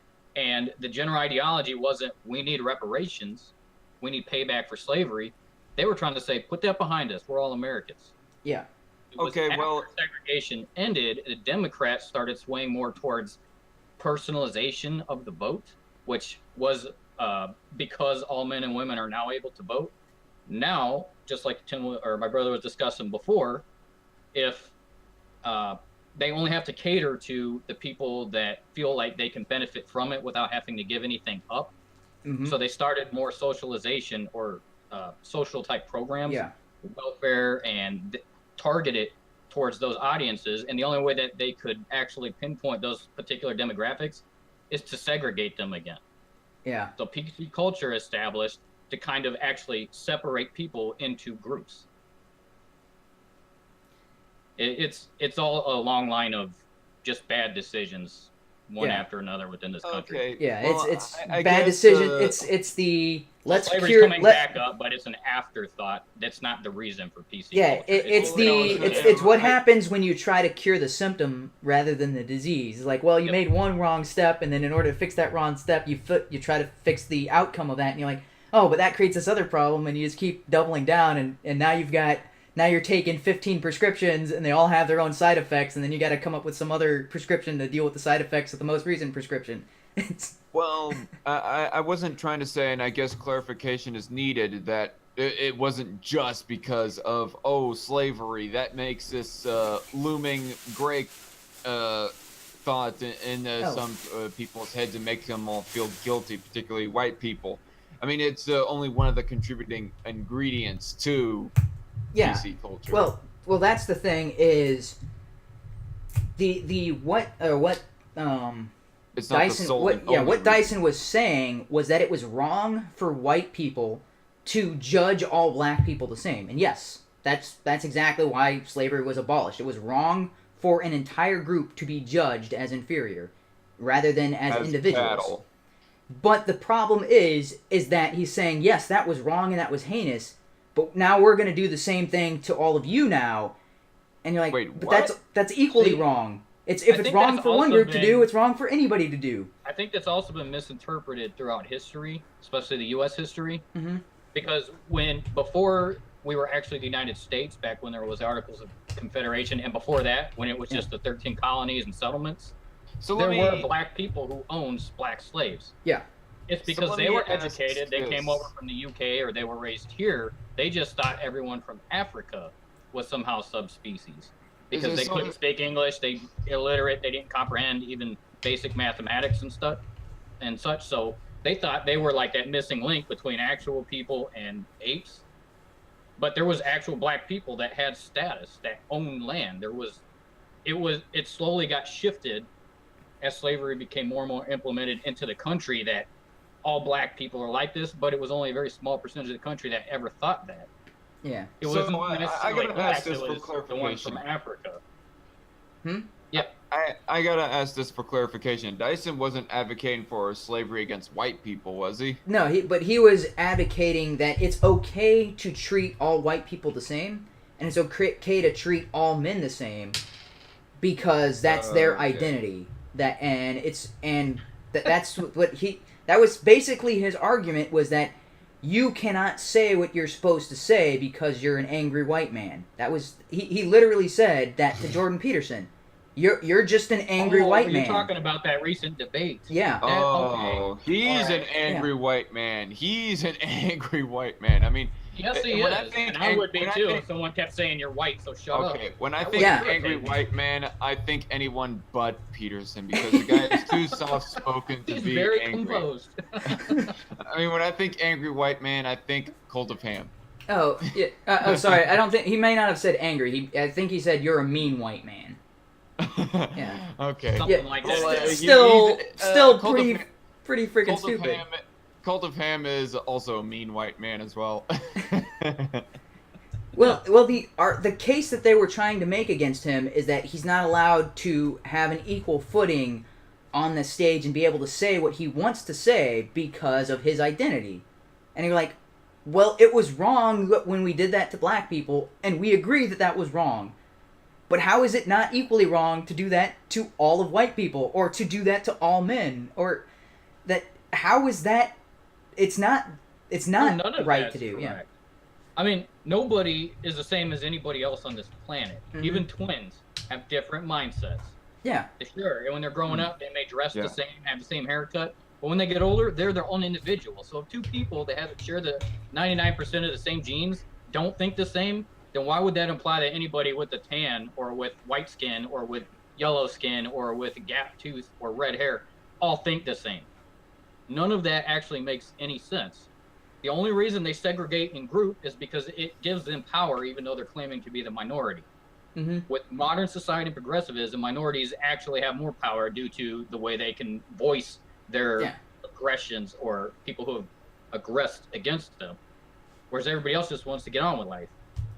Yeah. So that and that's, Dyson guy was just full of garbage. Everything that came out of his mouth was he knows the dictionary very well, but none of that actually made any sense coming out of his mouth. Well, not really. I was watching Owen Benjamin, and he was talking about, and he's like, he would hear a phrase, and I'm like, wait, and he looks up the words, and I'm like, no, this doesn't make sense the way that you're using these words together. Yeah, so, no, that's what I'm saying. It doesn't make sense together. He just knows a lot of big words. Yeah. It's like, wait, this doesn't, because he talks about the tax economy or something. Wait, no, was it tax economy? No, Well, tax. I mean, in addition to my point, that would be the same thing as saying, you can't tell me killing people's bad because you've never killed anybody. You don't know. You have to kill somebody before you know if it's bad or good. You're not part of that group. Yeah. But it's just plainly obvious to the entire planet, killing's not a good thing. Yeah. You don't have to do this. You don't have to be in that group to be able to sympathize or empathize with other people. Yeah. That's just a human trait that we have. So I can understand if someone's done wrong and feel bad for them and want them to help out. But I also understand when this is the right way to go and they're being oppressed against it and that it needs to be fought for because this is the right mentality. Yeah. Everybody has that capability. Just because you haven't gone through it doesn't mean you can't empathize and say, I know you feel bad about that situation. I know those kids at the high school in Florida, they feel bad because their friends got killed. I don't have to be there. I don't have to be shot at to know that's a bad situation and how that can affect somebody. It's a human characteristic. They're denying what makes us human by saying, since you're not this color, you don't know. Yeah, but likewise, they're using that to say as if I know, so I know the answer. That's right. I was there, I experienced, so I have the solution, and you don't. Right? I know how to fix this and make sure that this never happens again because I was there. All of your research, all your statistics, every argument you weren't there, so we can dismiss all of that. I was there, so I know without a doubt this will solve it. And you're like, when somebody that is the problem with that I keep seeing over and over again, and I see the exact opposite from people that I look up to and admire and respect. Jordan Peterson constantly questions himself. Owen Benjamin was like, wait, am I right? Wait, am I? You can see it on his face. It's like, wait a minute, that's right? And he's making sure that he's not way off. Oh yeah, or they'll pause and be like, hold on, let me think about this for a moment. Yeah. They reconsider what they're about to say or just said because they think it through. It's not just right when it comes out of their mouth. And Steven Crowder has his segment, the Change My Mind segment, where he's like, okay, I think I'm right about this. I think I'm right about this. Present an argument and challenge me, and so far nobody has presented a good argument at all. I mean, always arguments from emotion.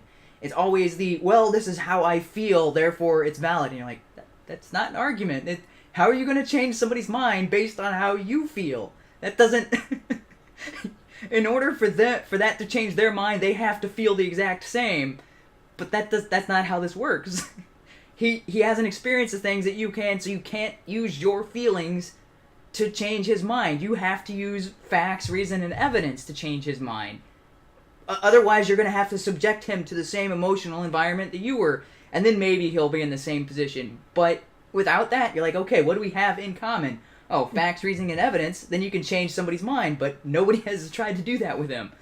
But he always, it's like, maybe I'm wrong. Maybe I don't, it's the...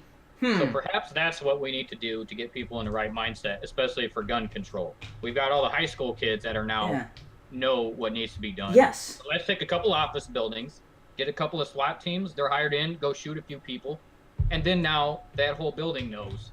And so now adults can sit down and discuss this with kids who know. And then we'll have a real consensus on what should be done about gun violence.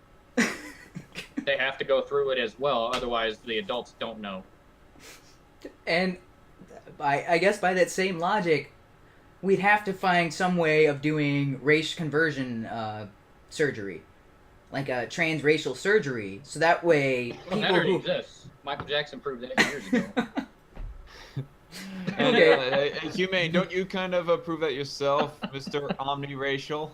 Yeah. Well, nobody has accepted me as omniracial, omnigender, and omnisexual yet. I'm still waiting for somebody to acknowledge that I am the most oppressed person on the planet because of my singular nature and being the only omniracial, omnigendered, omnisexual being in existence. I only pull omniracial stuff in when it's a discussion about food. I'll go. I'm like, Korean food's the best.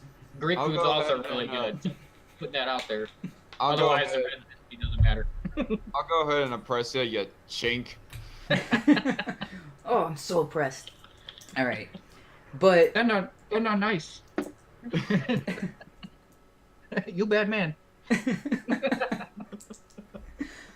All right. I had another thought. Yeah, but that was the main critique that Stephen Fry was making. He's like saying, you are using this PC narrative, and you're saying that is progress, when you don't have any proof to say that that's progress, but you are adamantly convinced that the PC way is the way to change society for the better.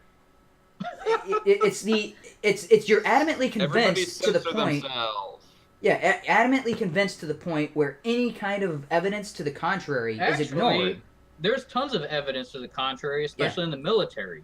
So when Yes. guys are going through boot camp, if they can't pull their weight, they can't get through, the drill instructors get in their face and start calling them names. What are you, some kind of faggot, you little pussy? Get to work, get across that line, Well, you do this.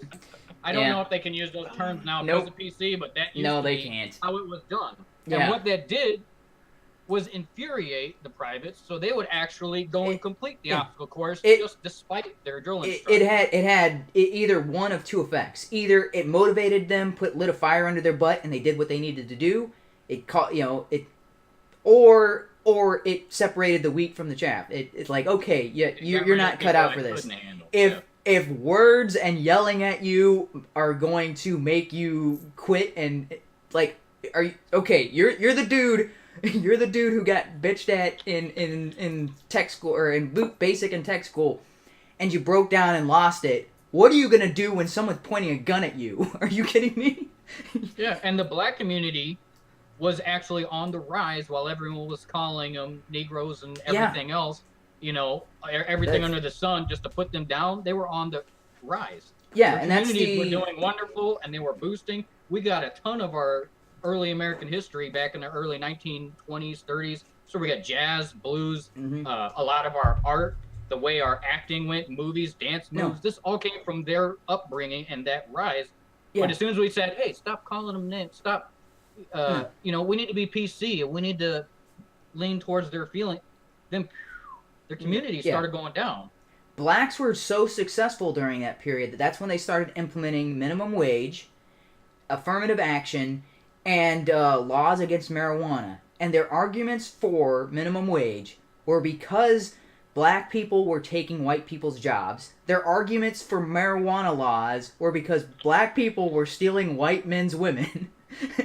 And their argument for affirmative action was the kind of the reverse of what it is kind of like right now. It's the affirmative action in the case of I'm trying to get.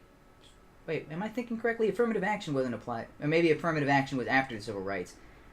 But affirmative action has the reverse effect of its intent. Yeah, it was after. Okay, so maybe affirmative action wasn't, but the marijuana laws and the minimum wage laws were designed to be like, hey, black people are being successful. They're so successful, they're taking our jobs and our women. We got to institute laws to stop that. So maybe, what's the third thing then? Okay, Aircraft Sparky was in the chat for a while. Oh, was he? Oh, holy shit. Yeah. Cult of Ham is no man, he's a man-child. I would agree with that. Killing can be good depending on who is being killed. Yes. If you're the person who killed a mass shooter or killed one of these, mass shooting D-bags, if you're the guy who shot him, you're the hero, right? What was that guy's name? Harm my family and I'll kill you. By the way, I think Cult of Ham would probably not argue with the idea of himself being a man-child because he told me in my interview with him that he is not the type of person to sit still, and if he was to like go back to college or something along those lines. I can't remember what he said exactly.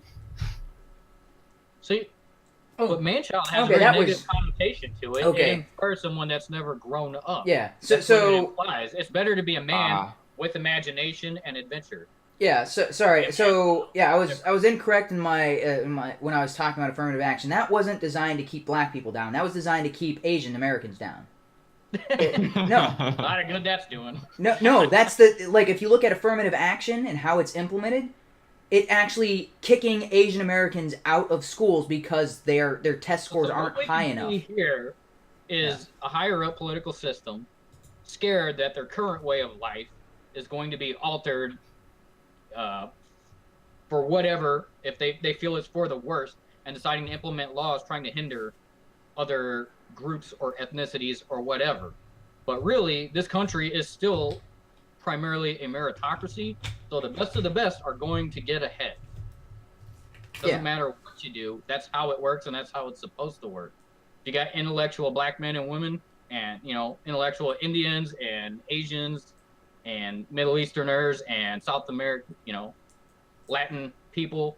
and white people, Europeans, whatever, whoever's the best out of any of those, it comes down to the person. Yeah. Do you qualify for that position?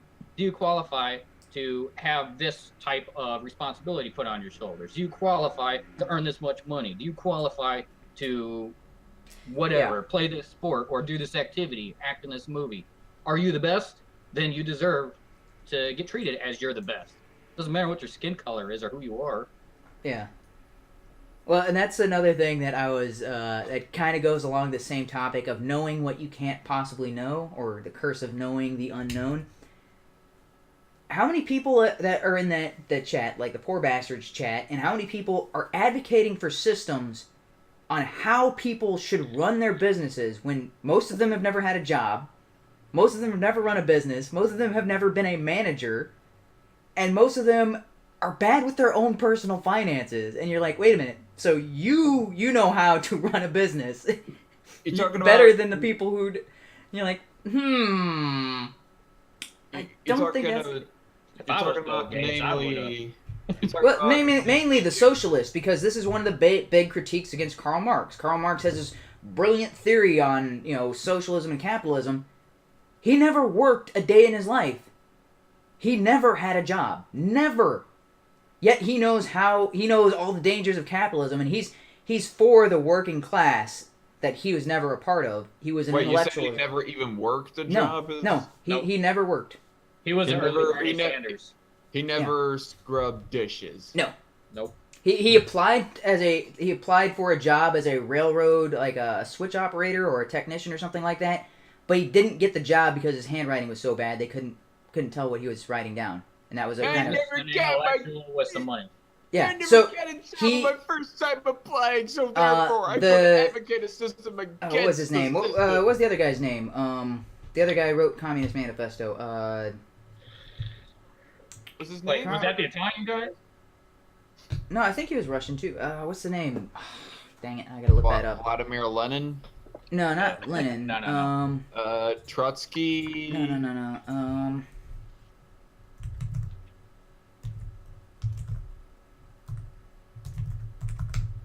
No, the other guy who wrote Friedrich Engels. Engels, yeah, Engels. I So thought I said that earlier, Engels but I Engels forgot. inherited a company or inherited a factory from his family, and Marx lived off of Engels. Oh, dude, have you guys seen Yeah. Silicon Valley? It No. sounds just like that whole setup they've got there. I don't know why. Where the but one guy that's is like, "Hey, I get 10% because this is intellectual property." You know, he's just kind of a giant mooch, but I think Yeah. he knows everything. Oh They yeah, I keep haven't on- seen Silicon on Valley. everything. That's on my list, but You on guys my should list both of watch things- that. yeah. That's an excellent series. I've seen the one clip where they're talking about, do you know how many people, or how long it would take to jerk off every guy in this room? Because I've done the math. Oh yeah, that's in there.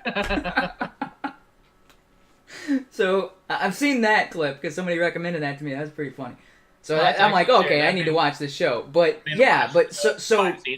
Karl Marx was saying, oh, all of these things bad about all these things. Like we need to. Well, this is all for the working class, and they're being exploited by the bourgeoisie. Meanwhile, his benefactor Engels, the guy who was supporting him and financing and co-wrote his book, The Communist Manifesto, had a factory running, and Karl Marx was living off of the proceeds of the workers in that factory. And you're like, wait a minute. Oh, so that reminds me. I'm going to go off on a slight tangent, but still related to this discussion. So you remember, it's probably like a couple months ago now, we were talking about what money is, Yes. right? What that equates to. And we Oh. came up with kind of just a generic equation that it's your time and your effort and value. Yes. That was actually incorrect. And I've been Oh. doing a lot of thinking about that. Really? So, jumping back, and this is also for you, Dart, just a kind of a mind exercise. What is your life? What is my life? Yes. Like, what? You want me to give What a is life basic... in general? What is life for people, not animals, Purpose? not plants, not... Nope, Oh, no well, purpose. Just what okay. is life? I thought What is you was your life? asking what. So from what the moment is- you are born to the moment you die, what constitutes your life? Your choices. It is the time you were alive and what you did during that time. Okay. So It's like I equate that to time and effort. Whatever Yeah. you put your effort into, whether it be sitting playing video games all Okay. day, whether it be going to school, studying, working a job, hooking up with girlfriends, get married, have a kid, whatever. It's Man, your wish I time was hooking up with a and what you've girlfriend. done during your life. No, Time he and said effort. girlfriends, right? It's definitely a menage. Sure, friends. Yeah, menage a trois, Friends. or menage Friends, a right? trios. So those two items, the time and what you've done during that time, constitute a lifespan. What you've done with your life, right? Yeah. So, with regards to money, money is just a tangible representation of value. If Yeah. something has value, you trade that thing of value for money, and that money holds the value for you until you trade it for something else down the road, Yes. right? So I work a job that provided value to a company, they pay me, I hold on to that money, and I pay for my electricity because electricity is of value to me. Yes. No. Money Your is- labor is stolen. You need to understand, Sinister. So- you see, your managers go taking away the labor value from you. Blah, blah, blah. Yep, I got you. Yeah. So I revised my equation to say value is actually the same thing as money. It belongs on the other end of the equal sign. Value is money. Money is just a tangible representation of value. If it has value, Yeah. you trade it for money. So value is actually over here. So what we have is anything that is of value takes your time plus your effort. That's in brackets Yeah. because they're additive. Well. That's your lifespan. That's what you've done. That's what you produce. Whatever you've done in your life, everything produces something. Sitting down playing video games produces better hand-eye coordination, produces a relaxed atmosphere, produces whatever, euphoria and dopamine's released in your brain. Everything you do produces something. But if you produce something that has quality and is in demand, it then becomes valuable to others. So the equation is time and effort times quality times demand. What this means is you can't control quality necessarily. The more you put time and effort into something, generally the quality gets better, not always. It also depends on the technology available to you. It also depends on what you're doing with your time and effort, right? Yeah. And then demand, you can't control. What socialism does is take your time and your effort and says it doesn't belong to you. It can't control quality, and it cannot control demand. Socialism has no idea what people want or need. No. It just says everybody should have blanket the same. So what it steals is your time and your effort and says your time and effort is what you have produced. You own your production. If I make a piece of furniture, it's mine. If I build a company, it's mine. If I make a sandwich, it's mine. I made it. I produced it. So socialism says it doesn't belong to you. We're going to take that time and effort, put it into a giant pool, and just kind of smear it around and spread it. Socialism I don't is like the smeared sandwiches. Socialism is the theft of your time and effort. And there are only two other systems in the world that have actually a history that do the exact same thing. One being slavery, which is where you take someone else's time and effort, you own whatever they have produced, and two are small communities and families. But those are not taken, you give voluntarily.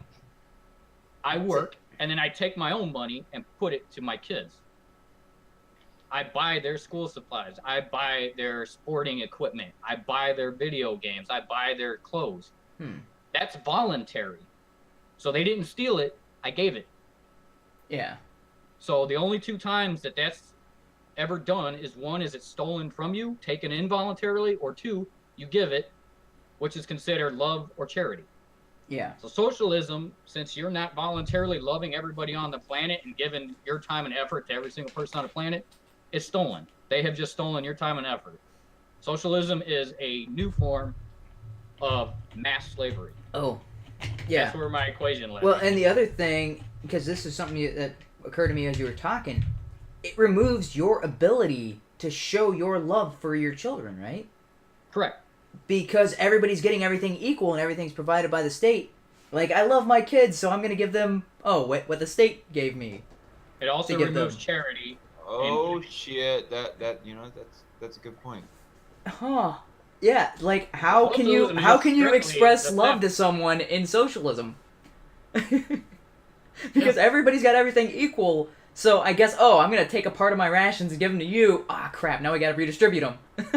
Yeah, in an actual socialistic environment, you don't have money. That's the point, is there is no money. It's just the products are distributed evenly among everybody. So during Christmas, everybody gets the same damn present because that's what the factories all produce. How do you show someone that they're special if you, like, everybody's got everything equal? Hugs and kisses, that's about it. But if you want to go for a bike ride, you better hope according to Huxley's Brave New World, even that would be an issue.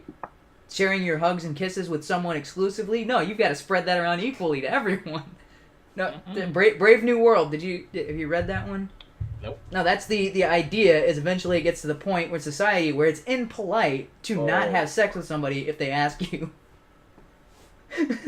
Aircraft Sparky being dark in the chat. You can express love through rape. I don't know if I call that love. Maybe more of. Well, it's not rape if you yell surprise. All right. But yeah, sorry about the side tangent. But I've been working on that equation for like the last 2 weeks. Yeah. And it all started to click. I'm like, yeah, that's what our life is that time and effort. What we do with our time and our effort. And socialism strips all of that out. So it basically takes your life, and that is this exact same thing as slavery. It's just you're no longer in chains. You're pushed by the gun, I guess. Because you can't have an actual socialism without there being a force behind it.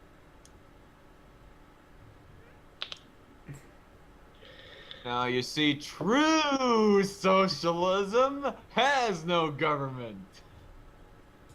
True socialism is in a family and small communities, like church communities or a very tiny town. And I've talked with my brother offline about that. That's the only place that can exist, but that's because you care about those people and you willingly give your time and effort to those people. They don't even have to ask. You willingly do it because you want to. If people have to take it, it is theft of your time. All right, I just got to comment on something Sparky said. You went through basic in 2011 and it was like that? I went through in, 2005? Yeah, 2005. They weren't allowed to use any of those words. So they weren't allowed to use racial slurs or homophobic slurs. Yeah, I guess I was not in the Army. I do have to specify. I went through Air Force Basic, so maybe the rules are different. They were allowed to yell at us. They were allowed to call us names. They were not allowed to use racial slurs. They were not allowed to cuss. They were not allowed to use anything regarding somebody's sexuality. They're not allowed to cuss? Nope. That's one of the rare times where I think it's valid. Yeah. I don't use a lot of profanity. I try not to, but in that instance, everything that the drill sergeants say needs to be emphatic and over the top and pushing. They have to drive everybody. Yeah. So, how would that? Those are the rules that our RTI had told us. Because that was the first day. They're like, okay, these are the things we're not allowed to do. We're not allowed to hit you. We are not allowed to cuss at you. We're not allowed to call you a slur. We're not allowed to call you a disparaging or a homosexual or homosexual remark a sexual orientation slur or discuss your sexual life or something along those lines. But anything else, and we're not allowed to make fun of religions. Everything else is okay. So that's kind of. And I also thought, I was like, wait a minute, that's kind of, you're telling us what you're allowed to do and not do. That kind of reduces the intimidation factor. If you're going to get in there and yell in my face, I know you can't actually hit me. But if you were to, like, throw your fist at my face, and I'm like, I could just laugh it off. But if I didn't know you weren't allowed to hit me, and you faked that you're going to punch me in the face, I'd be like, I'd probably shit my pants. But, because, dude, be fine with it hitting. No, as long as you don't have any broken bones. Mm-hmm. Yeah, no, you got a couple of black eyes and a bruised cheek. And my TI was a freaking beast, man. Dude was like 6'1", built like a brick house. Like, he looked like a WWE star. I was like, dude, yeah, that guy's Sergeant Wheeler. That dude was fucking awesome. If that dude is wailing on you because you're sucking ass, then you go out in the field. The guys you're up against, with their guns and stuff, are a bit smaller. You're not going to be as intimidated I mean, obviously, you're still scared for your life, but you've been through situations where you were already in fear for your life. Oh yeah, no. My basic was a joke because it was supposed to prepare you for wartime situations, and then we go through what's called a Warrior Week, where we're out there and we're out there intense and deployed, and they give you everything that you're supposed to need, and the people I'm with are fucking retarded. I gotta ask something, by the way. Yeah. Who the fuck is this scruffed up Samwise Gamgee lookalike that just joined us? Isn't that Sparky? Sparky. Would you like to bow down and blow me? Oh, no, I'd like well, maybe that's why he was making the up. Samwise reference, because he's like, dude, some of those scenes with Frodo and Sam. Well, when you went to Especially right into the that last one. Hey, I'm too bald. I'm too bald to be Frodo, so Yeah. you can suck it. Oh, okay. Yeah. No, I can be Frodo. That's I'm pretty. Yeah. I'm just reading the comment. Yeah, Marx was a Jew, but he was also very anti-Semitic in a lot of his writings. Wait, what? Well, most Jews are not Self-loathing. religious. Yeah, there's a difference. There's religious Jews, and then there's Jewish heritage. Yeah. And they don't necessarily coincide. Usually, the Jewish heritage is or I got that backwards. The religious Jews are typically Jewish heritage, but not all Jewish heritage people are religious. Yeah. Yeah. And Okay. you know, speaking of which, it's kind of odd because Mark Levin supposedly says that he is a Judaist, but he doesn't wear the yarmulke like Ben Shapiro does. Yeah, he's probably not He Orthodox. converted over to Christianity a long time ago. Okay. Wait, what? Yeah. Mark? Mark Yeah. Levin? Okay. Yeah, and when he was Jewish, he probably wasn't Orthodox Jew, right? Wait, when is this that he As, decided to become a Christian?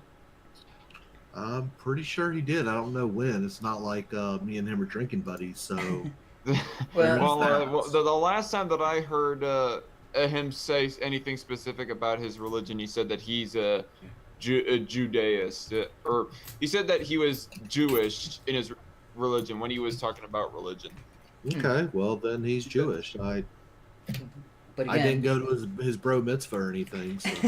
No, I don't know. I don't care. But anyway, back I on mean- topic. Well, Yeah. back when you went to basic, you went in 05, you said? Yeah. Oh my God. I mean, it was pussy when I went through in 96, but I mean, they could at least hit you then. Really? Oh yeah, knock the fuck out of you. I think it was 06. Yeah, No, I no, had no. a It was I actually- 05. My daughter was born in 05. Like the end Yeah. of 05. No, when no, you no. went Already to in basic, by then? did you Yeah. have a staff I was at sergeant baby? October of 2005. Oh, you're right. We were Because testing. I was in basic before- when I was testing before she was born. That's right. Yeah. Never Was mind. your TI, you didn't have a TI named Staff Sergeant Jason Davis, did you? No, Oh, okay. no, it was So I don't know what was going on, but I went through 3 TIs. So first two weeks we had 2 instructors, and then for the last Summer? 4. No, first 3 weeks we had 2 instructors, Sergeant Wheeler Was it and Sergeant summertime? Burke, and then for the last 3 we had Sergeant Pryga. I don't know, maybe he was on vacation or something, and so the other guys were covering for him. Well, that happens. But yeah. Also, they have reservists that do TI work. Yeah. Yeah. But when I went through the Air Force basic training, I mean, they changed it a lot. By the time I got out in 08, it changed substantially, and then I joined the Army. Hmm. And And you said they were allowed to use slurs and stuff? oh yeah, they call it that the first day. Drill sergeant comes up and he goes, "I don't give a fuck what hood you're from. You're all niggers, kikes, spicks, wops, bunch of fucking ass-eating faggots. I don't give a shit. Until you prove yourself, you're nothing." So yes, the Air Force is overly PC. Yeah. That's why I left the Air Force in 08. I saw that the airmen had more power than the actual NCOs. Fucking, Well, Yeah. It's I mean, I got in trouble Get for it, get away assaulting my supervisor and got a slap on the wrist. When the airman assaulted me and I choked him unconscious, and they gave me an Article 15 for being too rough with the child. I mean, fuck him. He deserved it. And he thought he was going to be a PJ. What a cunt. Yeah. What's your AFS? Oh, man, it's been so long. Let's see, 3. Oh, Six. shut the fuck up. You don't matter anyway. No, it was a 3 Charlie. 3 Charlie. If you're not a 1 or a 2, you don't count. It's okay. It's 3DOX2 is what I entered, and then they changed it to 3 Charlie something something. Yeah, doesn't matter. Still an honor. Yeah, didn't matter. Everybody just assumed I was flying planes, and like, okay, whatever. Yeah, I bombed. Yeah, you know, the guy who killed Bin Laden. Yeah, that was me, right? You were flying that stealth bomber? That's nice. Flying that stealth bomber that the SEALs jumped out of. Yeah. Mm-hmm. Yeah. He was the one in the surveillance that monitored the garbage trucks. See, I was no, actually, I was the guy who put the porn on Bin Laden's computer. I helped the guys relax in Bin Laden's house so they wouldn't suspect us coming. Yeah, if you were like a 3CO or something, dude, you were someone's secretary. You were fucking IT, man. Yeah, I was IT. He was IT. Yeah. It's like, oh, what do you do for a living? I set up people's email. Yeah. I'm a fucking warfighter. Oh no, dude, that was probably the stupidest thing I've ever had to do was try to teach a Army officer how to use their email. And Oh, well, I that's was the like, first dude, problem. Trying to teach. Wait, how do you someone use it? Army. yeah, I was there for 2 hours, and I'm like, that's as good as I can get you, man. And I had to leave. I was like, dude, what? Yeah, I've been there once. How is this guy an officer? I was trying to teach a guy how to use Windows, and after 2 hours, I had to write a sticky note showing him where the start button was. I left sticky notes all over his monitor. It's like, click here, and then left. Yeah. Some Yeah. people, yeah. That was on a deployment, so I was like, okay, yeah, I feel sorry for the guys underneath that guy who were, you know, But military talk aside, yeah. What's the main topic of this discussion? Because I saw the title, knowing the unknowable. Yeah. I just kind of hopped in after you guys started. It's we're pretty sure we know what's going on. There are some things you can absolutely know, right? That killing is wrong. STEM fields. Yeah. We know those. Yeah. Killing is wrong. Mathematic principles, theorems, proofs, axioms. We can know those things. Okay, yeah, you can. Dudes are chick if they say they are. Yeah, those are things that we know. Yeah. But the left has this propensity to outright declare, we know these things for certain, and this is definitely going to... And you're like... And anytime you question them on that, they're like, oh no, how can you question this? Is obviously true. Durr, what are you guys, like a fucking idiot? That's what I kept hearing from people like... So this is something I noticed about the poor bastards, is the people who were Christian tend to be more conservative, and the people who weren't kind of just believe whatever. And anytime somebody brought up God, it was the, oh, well, he's just fairy tales and that's just belief in nonsense. And I'm like, how can you possibly know that? And you're stating it emphatically as if this is absolutely true that God is a fairy tale. And you're like, you can't possibly know that. You can't possibly know that God doesn't exist. And yet you are stating emphatically that you know. And you can't possibly know that PC will solve all these problems, that just changing language will change a society. You can't possibly know that is the solution. You can't possibly know that socialism is the best form of government. You can't possibly know that, and yet you are out here saying, yes, without a doubt, this is the answer. Yes, without a doubt, this is the answer. And you're like, Maduro knows. I mean, especially when they're advocating for international socialism, like Owen, for example. Yeah. Owen advocates for everything under the sun that is not mainstream. I think it's hilarious when you got degenerate effeminate who is a closeted trans female who's like 14, lives with mom and dad, wears wigs on every other day, and claims to know something about life. You talking about Lapis, the effeminate degenerate? Yeah. Yeah. I mean, I actually like Lapis. Honestly. That's fine, but I mean, if you're a dude wearing towel over your head, calling it a hijab, and thinking you're being inclusive, you're kind of dumb. Wait, Well, so it's technicality there. I mean, she says that it's a Indian garb more than Muslim garb.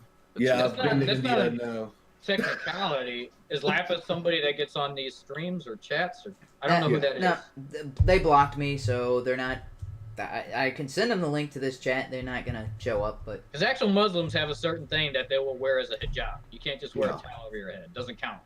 well, that's what No. this person. If they just have a towel or something that looks suspicious, it's not legit. it is a headscarf. I don't know if it qualifies as a hijab, but that's what I saw the stream. And I was like, wait a minute, is Lapis Muslim and a feminist? I think. and Possibly now only, apparently, but yes. if you're a devout Muslim, yeah, there's certain things you wear on your head, other things that do not count. Lapis They is have a a very gender. prescribed. Yeah, transgender feminist, possible Muslim. No, not even. No, Muslim. she's Wiccan. I think is what she said in the bio of her. Okay. Wiccan. Yeah. Something So- like that. I mean, I thought that think I got recall disproven her like 2,000 years ago. I think I recall her saying like something in her first stream with us, man, that she was some kind of one of those heathen religions, you know. Wicca, Yeah. Wicca. Right? Wicca, Wicca. But yeah, she's a trans socialist feminist Wiccan. Wiccan? with a Wait, dick. Yeah. So trans. With a- So this is a guy. Yeah. Oh yeah, Biologically a guy, but Yes. they're acting feminine. Yeah. pretending. Yes, dress up. So Masquerading. how does that count as trans? I always thought Um, trans was like you're in progress to chopping your junk off, or in Well, no. progress it's- to flipping inside out. By the APA standard, in order for you to be considered trans, you must be diagnosed with gender dysphoria. However, the left wants to change the meaning of the word trans to include those who want to be a girl, but is still not sure, or a guy, whatever opposite sex they are, but still doesn't know if they really want to go through with it. Which the APA addresses. That's called cross-dressing, and that is not a mental disorder. I think that's more of a fetish than a Okay, look, disorder. it's real simple. fetish is borderline disorder, but it if sounds you're- like a fetish. If you want to be cool today, you've got to be trans or queer or both. I don't think queers even counts nowadays. I think that's just I don't know standard. because what's the dude with the amazing Adam's apple that claims to be a girl? Riley Oh, Dennis. Riley. Justin Yeah. Yeah, That Riley guy Dennis is- is Riley That's Dennis is a interesting. queer woman with a dick, even though That's a She dude that really grows got hair upset. out, puts on eyeliner, and tries to act a bit feminine. Japanese been doing that for like the last 100 years. That ain't nothing new. Yeah. Well, actually, it was the Philippines. The Hetero Philippines cis is famous for lady And the boys, right? Filipinos for for their man, their Filipino lady boy boys? girls. Yeah. Yeah, she got real That stuff's upset been when I around for pointed 100 out to her years. that she was in a cis hetero relationship, just because she pretends to be a woman. Yeah. I'm like, I'm sorry, but I would think that Did he block you? no, but I did tell him that Blair White was more of a woman than he'd ever be, and is still a faggot. See, and that's the evils of capitalism, because YouTube offers money for this sensationalism, so they just roll with it, even if it isn't real, to get their YouTube bucks. It's just It's called all being a capitalism. transgender. Down with capitalism. It's transgender. That's all it is. Transness, it causes queerness. It causes racial differences. It causes people to be black. Capitalism does. Really? Hey, I'm transracial. Just in case you didn't know, Mhm. I'm 85% black below the neckline. That's where it starts. well, Yeah, well, mostly I just in the Until you pants. get to my penis, and then it's completely Asian. I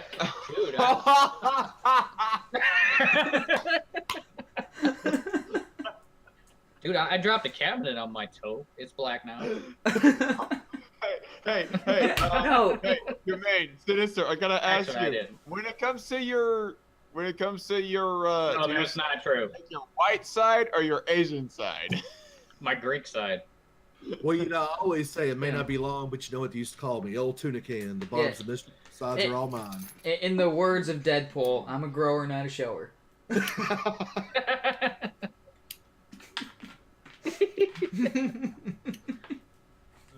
No, as long as it's not micro, nobody actually gives a crap. You could be 4 inches, and women are fine with that. Yeah, it doesn't even come close to a Tic Tac. It's more like 2 or 3 Tic Tacs.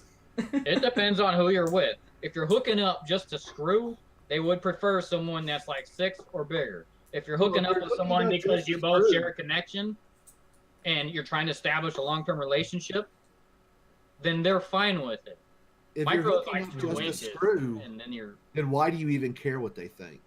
That's when you give them the donkey punch and you make it the worst night of their life and you just have the time of your life. Touche. This has nothing to do with respect for you, bitch. This is all for me. Just tell them straight up, look, this is a race and I'm three laps ahead. Better for some reason, when I hear you say donkey punch, I think of fisting. Yeah, No, that's different. That's a completely different thing. Yeah, you don't want to go there. If they're into that, then it doesn't matter what size you are. If you really want to ring that dinner bell, go for it. Hot dog down the hallway is a completely different story altogether. Yeah, lost a wristwatch. Don't choke on your water, though, HUMANe. All right, I'm good. I'm too serious, man. I had to jump in here and just throw some bullshit. Oh, yeah, that's good. And It's just a lively discussion. There's more stuff on but here. I think it's hilarious when people claim that they know what can't be known. I mean, seriously, I'm religious. I believe in God. I'm Christian. I tell people all the time, I'm like, look, I'm not going to push my religion on you. You're Christian and you were talking about donkey punches and shit? Fuck yeah, I didn't say I was sinless. I'm a fucking heathen, goddamn. Don't get it wrong, but I try. That's really all that matters in the end. It's really about it's participation trophy is what you're looking at in Christianity. It's the intent. Are you trying to be a good person or are you just a dick? Yeah. Well, I mean, if you're just a terrible person all the accidentally time, become across as a dick, fix it. But if you're just genuinely trying to be a good person, yeah, for the most part, I mean, you're going to screw up. I mean, hell, everyone's going to be a little bit of a dick sometimes. Better yourself. Every day you should be better than yesterday. Well, and that's the other thing is that's kind of the PC mentality, right? It's not what you're saying or the context of how you're saying it, or it's the words you use in particular. They don't care what the concept is that you're illustrating. They don't care how you're using your words. They just care, oh, you use that particular word. That's a banned word. And you were talking about donkey punches. Oh, that's so bad. And you're like, but I think that actually fits with PC because everything they say is counterintuitive. Mm-hmm. They say undocumented immigrant, and you're like, by undocumented, you mean illegal. If they're undocumented, it is a felony. Hello. No, no. Okay, now correction. If they're undocumented, that is in fact a misdemeanor. Okay, so it's a misdemeanor. Still a crime. Yes. Still deserves some sort of follow-up with that. Well, it's like this. And this is what I normally tell the immigration whiners. Look, if they would have followed the rules and they broke a minor infraction, no big deal. But if your first action coming into the country is to legitimately and willfully break a rule, you don't deserve to be here. And I will be glad to hold the gun to the back of their head and show them the door. Yeah. Yeah, I'm with you, except I might be a BB gun. I don't know about our actual gun. Oh, no. Because if they see the BB gun, they're like, okay, this is going to hurt. But no, I'm 100% with you. I don't care who comes in, as long as they go through our process and they become a citizen, just like everybody else who has gone through the process. Become a citizen. All they got to do is go through the vetting process. Yeah. I mean, you could live here on a green card forever for all I care. I just want to make sure that you go through the proper vetting processes. And if you don't meet those requirements, not sorry, bye-bye. Yeah, how can I trust you when the very first thing you did on our soil is lie and break the law? Exactly. And that's what I haven't heard anybody mention this when they're talking about the Trump's animal comment when he was talking about the MS-13 gang member and they're blown up. Fuck that gang and fuck Yeah. their members, that's because the actual or the mainstream media is now is just opposed to Trump. They have no idea what the fuck these guys do. Those Oh. guys are worse than animals. Yes. You don't see animals just doing this shit for fun. They do it to survive. These guys just go out and chop people up with machetes for fucking shits and giggles. Yeah. Oh, no, come on. Fuck That's those good guys. family fun. That's wholesome fun for the entire family. Come on. How can anybody side with them? Well, the argument I haven't heard anybody made is he called all illegal immigrants animals. So what? No. He was So talking so about what? that gang. No. He If didn't. that They I know he intentionally- didn't. He was calling the MS-13 animals. But even if he had called all illegals animals, so what? They are ignoring our laws. They don't care about the rest of society. Well, that kind of sounds like an animal that shit on my rug this morning. I'm like, oh yeah, you don't care about the rules of my room or what I'm telling you to do. You shit on my carpet. That's the first thing you did today. Okay, that's... Animals don't observe rules. Animals do whatever they want. That sounds like what somebody who's illegally coming into this country is like, oh, I don't care about you and your rules. I just do whatever I want because I'm an animal. No, the only thing that makes sense out of all of this is that the people actually proclaiming this information or this diatribe or this opposition to Trump is because they are paid to do it. If they were not paid, they wouldn't agree with this one fucking cent.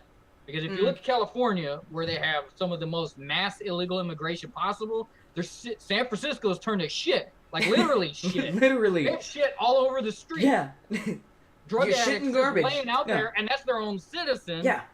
Because the rest of the populace coming in can't Yeah. contribute to that society. That entire city has fallen apart. Yeah. And nobody wants to admit it. And anybody with any sort of clout has already moved the fuck out and gone to Houston. Yeah. Yeah, San Francisco, it's like, it's becoming Detroit. You cannot go on any kind of commute. You can't even walk out your front door without seeing someone shitting on the streets. Yeah. Or shooting up. Yeah, garbage, homeless people everywhere, rampant drug And the use, only they're reason the leaving syringes politicians out. are still thinking their city is okay is because they are paid to think that way. And because if they get enough votes, they get reelected and they still get that income. Yeah. That's all they have going for them. They don't give a fuck about anybody but the house they live in and the wealth that they've amassed. Yeah, I would say those people are animals too. Yes, they are. They're pieces of shit. It is a decent human being to first be concerned with themselves and their family, but also be concerned with those they interact with. Yeah. They actually don't give a fuck about who they interact with. They only give a fuck about them and the money they're bringing in. And since they're an elected official, and since they continue to get elected votes from these illegal immigrants because it's only statewide, which that's up to the state to decide how their voting process goes. It's just perpetuating this cycle of shit in that country or in that state.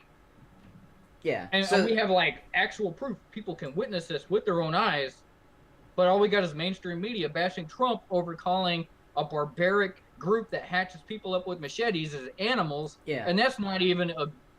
Yeah, He should have done I'm much with worse. Huckabee Sanders. I don't think that's harsh enough. I think they No, are it's not monsters. harsh enough. They are not animals. Those are monsters. When you're And laughing MS-13, and sending videos to people of you chopping up their loved ones, what the fuck is that? That's worse than animals. No animal in this entire planet does that. No. It says, hey, let me eat this buffalo in front of you just to show you that I'm doing this for shits and giggles. I'm not even hungry. No, the other thing is animals usually don't torture other animals. Like chimpanzees will rip each other apart and eat each other and stuff like that.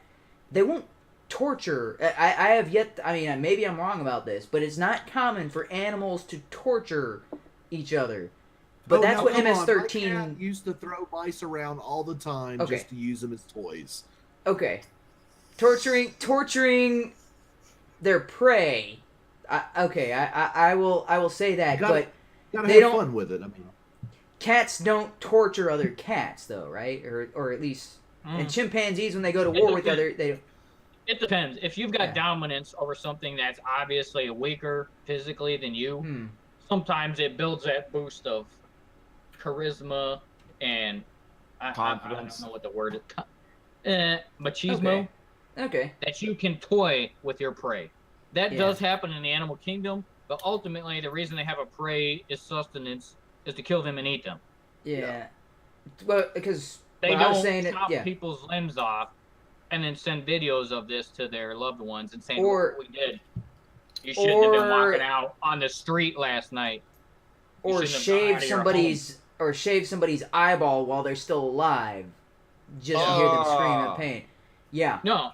So when That's- Trump called them Oh animals, man! Oh god, my Yeah. eyes he hurt. could have called them Yeah. much worse, and that Oh. still wouldn't have equated to them. But the media has actually left out the MS-13, the gang name, and just Yeah. applied that to all illegal immigrants. And he's like, Oh, no, dude, this it is- who I'm talking about.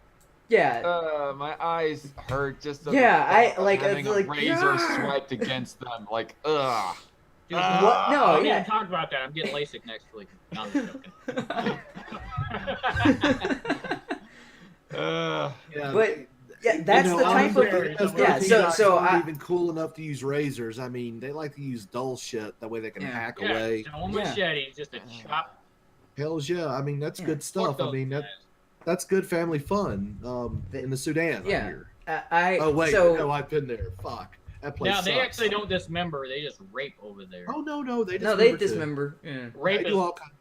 it's rape and then dismember. With Hey, MS-13, it's the same thing. It's a bit of You both. rape them and then you dismember. Or you And- dismember while you rape, or Yeah. Don't forget the cutting of the clit. Hey! Don't kink shame me.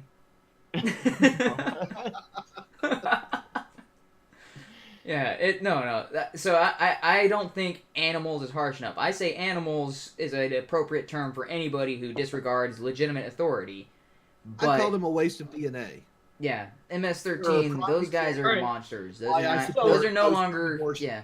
I've got a question for all of you guys, All right. and this kind of pertains to the topic. It's a little bit of a tangent, but what do you think of Trump?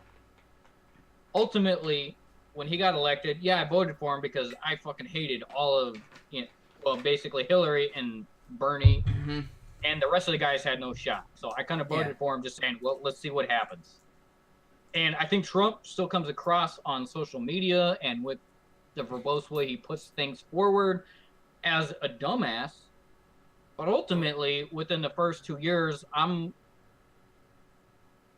kind of surprised this much has actually gotten accomplished. Yeah. I was And actually I'm talking just about wanting to this get today. some other views. I'm not necessarily pro-Trump, but I'm not anti-Trump either. I just want what's good for this country, the U.S., and I don't give a fuck about other countries right now. We just need to get our shit together. Yeah. So I'm So- kind of wanting to get some other opinions on It- this unknown. The conspiracy theorist in me thinks Trump is actually doing something more sneaky than people realize. It's the hey, look over here, look over here, look over here, smack. Hey, look over here, look over here, look over here, smack. He keeps doing this to the media repeatedly. Like, oh, I'm just gonna tweet something stupid, and the media flock to that, and then he gets whatever he wanted to do done, and then he keeps getting he keeps winning. See, Yeah, okay. I'd like to believe that, but sometimes some of the stuff he says, I'm like, that just seems like Well, that just popped out of his mouth, Okay, and that wasn't even. Look a at the fucking history plan. of Trump. But- I will tell you this: some of it is intentional. Trump has been known to do all kinds of insane things just to get the media looking one way so he can do crazy shit. I don't think it's all 4D chess or anything like that. Honestly, I think what it is there is a staff of aides begging to control him. And he's like, no, fuck you. My hands may be small, but I'm huge at hot. And so he does whatever the fuck he wants. He's like, I'm the POTUS. so You're gonna respect me, or I'm gonna call you fake You know, news and but- get out. Also, to kind of accompany that, before the inaugural race, before the election period, nobody called Trump a racist. Nobody called Trump a sexist.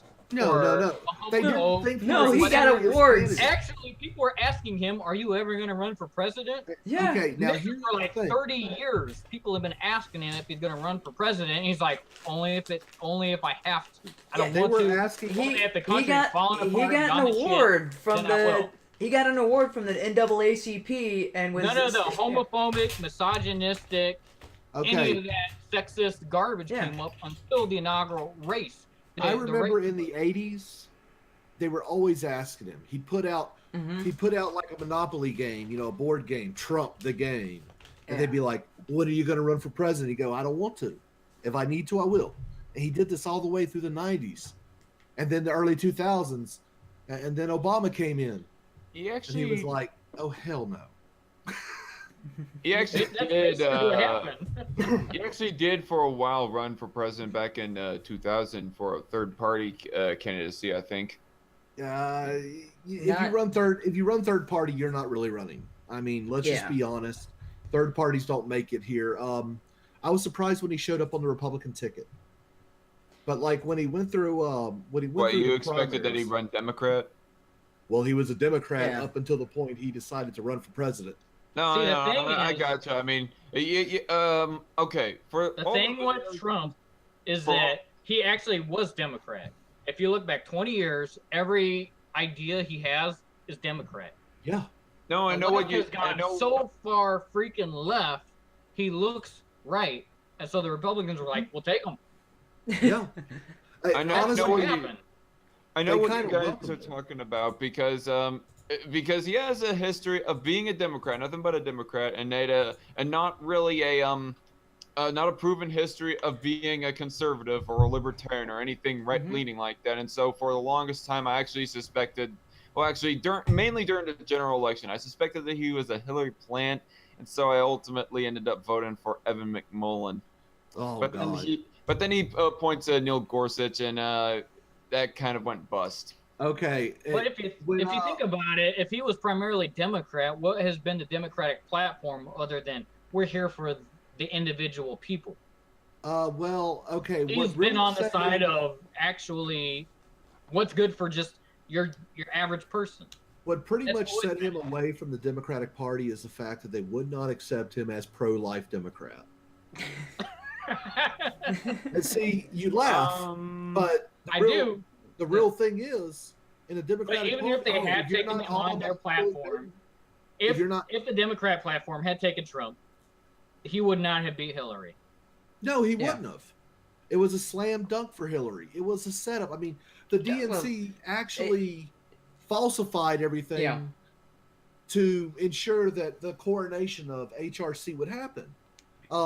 No, it was set up before. So there's a huge string of conspiracies. Okay, so the guy who was in charge of the DNC, that was her former vice president running mate, right? Well, Debbie Wasserman Schultz was running it, and they were like besties. I don't know if he went down and ate No. So she when she was running for president when Obama was in, her vice president became the chair of the DNC. He's the one who put Debbie Wasserman Schultz in there. Well, okay, Obama even made during the second term Obama election. Yeah, Obama supposedly told her vice president is in charge. He puts Wasserman Schultz in charge, and then she puts him back in charge. Yeah. What? Look, the inbreeding that's in the DNC is ridiculous, but Obama told Hillary, look, when she lost the primary, it's my time, it's not yours. We'll get you after my 8 years. I'll completely support you. Yeah. Become my sex state. And so she played ball. Yeah. And then she made the mistake of Libya. And really... Well, it's not the mistake, is that she got caught. That's... Well, if she had a mistake, it's because she was running simply as a Democrat and as a woman. No. He's talking about the mistakes of her Secretary of State. I understand that. No, during Benghazi, she made a mistake by not answering the phone, which was hilarious because that 3 a.m. phone call that she... that was part of her advertising campaign. Yeah, that was part of her campaign against Obama. Yeah, checkmate. But what's funny about the whole thing is it wasn't so really bad. Her call, but the fact that she didn't take that phone call just showed that she lacked. So every vet in the world with an ounce of integrity wouldn't vote for her. No, I mean, I would say it's not just that. Her main platform was that she was Democrat and that she was a woman. And that was about it. And If so a she was trans hoping to man- get the entirety of the black vote, the entirety of the Hispanic vote, and the entirety of the feminine vote, Oh, but which come she on, fucked man. up on. And all she had to do to actually beat Trump was just say, it doesn't matter if Hot I'm a sauce. woman, we need the best of the best. The That problem one is, sentence would okay, have changed she her should have entire already had platform, the and black Trump would have vote. lost like fucking crazy. She should have had the black vote because she carried Tabasco in her purse. Yeah, hot sauce. And Hey, that I was like her. Tabasco. I'm just Well, saying. I love Tabasco. Yeah, But and then when she when goes told on she to was a black pandering, put she that said, in "Is my it working?" DVD. show, and they set her up with, do you like some hot food? And she's like, oh yes, I carry Tabasco in all my purses. Okay, if that And then- wasn't a fucking no, plant, No, nothing was. and they called her out on it for just pandering to them, and she says, "Well, is it working?" Like, Yeah. what the? Okay. That's not the answer of a sane person. For real. Look, You go to a okay. restaurant and you ask them, do they have Tabasco or Yes. some other hot sauce? Hillary Don't is the carry that shit biggest in your thought purse. that's ever ran for president. That's like saying, do you carry purple drink in your purse? No, I got some watermelon up in here. I got watermelon supplement and some purple drink in this And pouch. fried chicken. Some purple drink. My purse smells like fried chicken. But she was Oh, the biggest shit. thought that ever ran for Wait, president. I did they think make- it's hilarious. She's just, She's a thirsty ass hoe.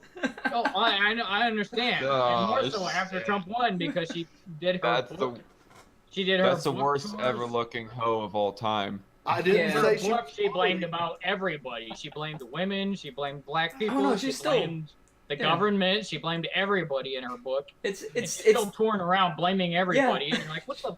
she's still That's not blaming right. people. Do you understand? You surrounded yourself by a bunch of fucking failures.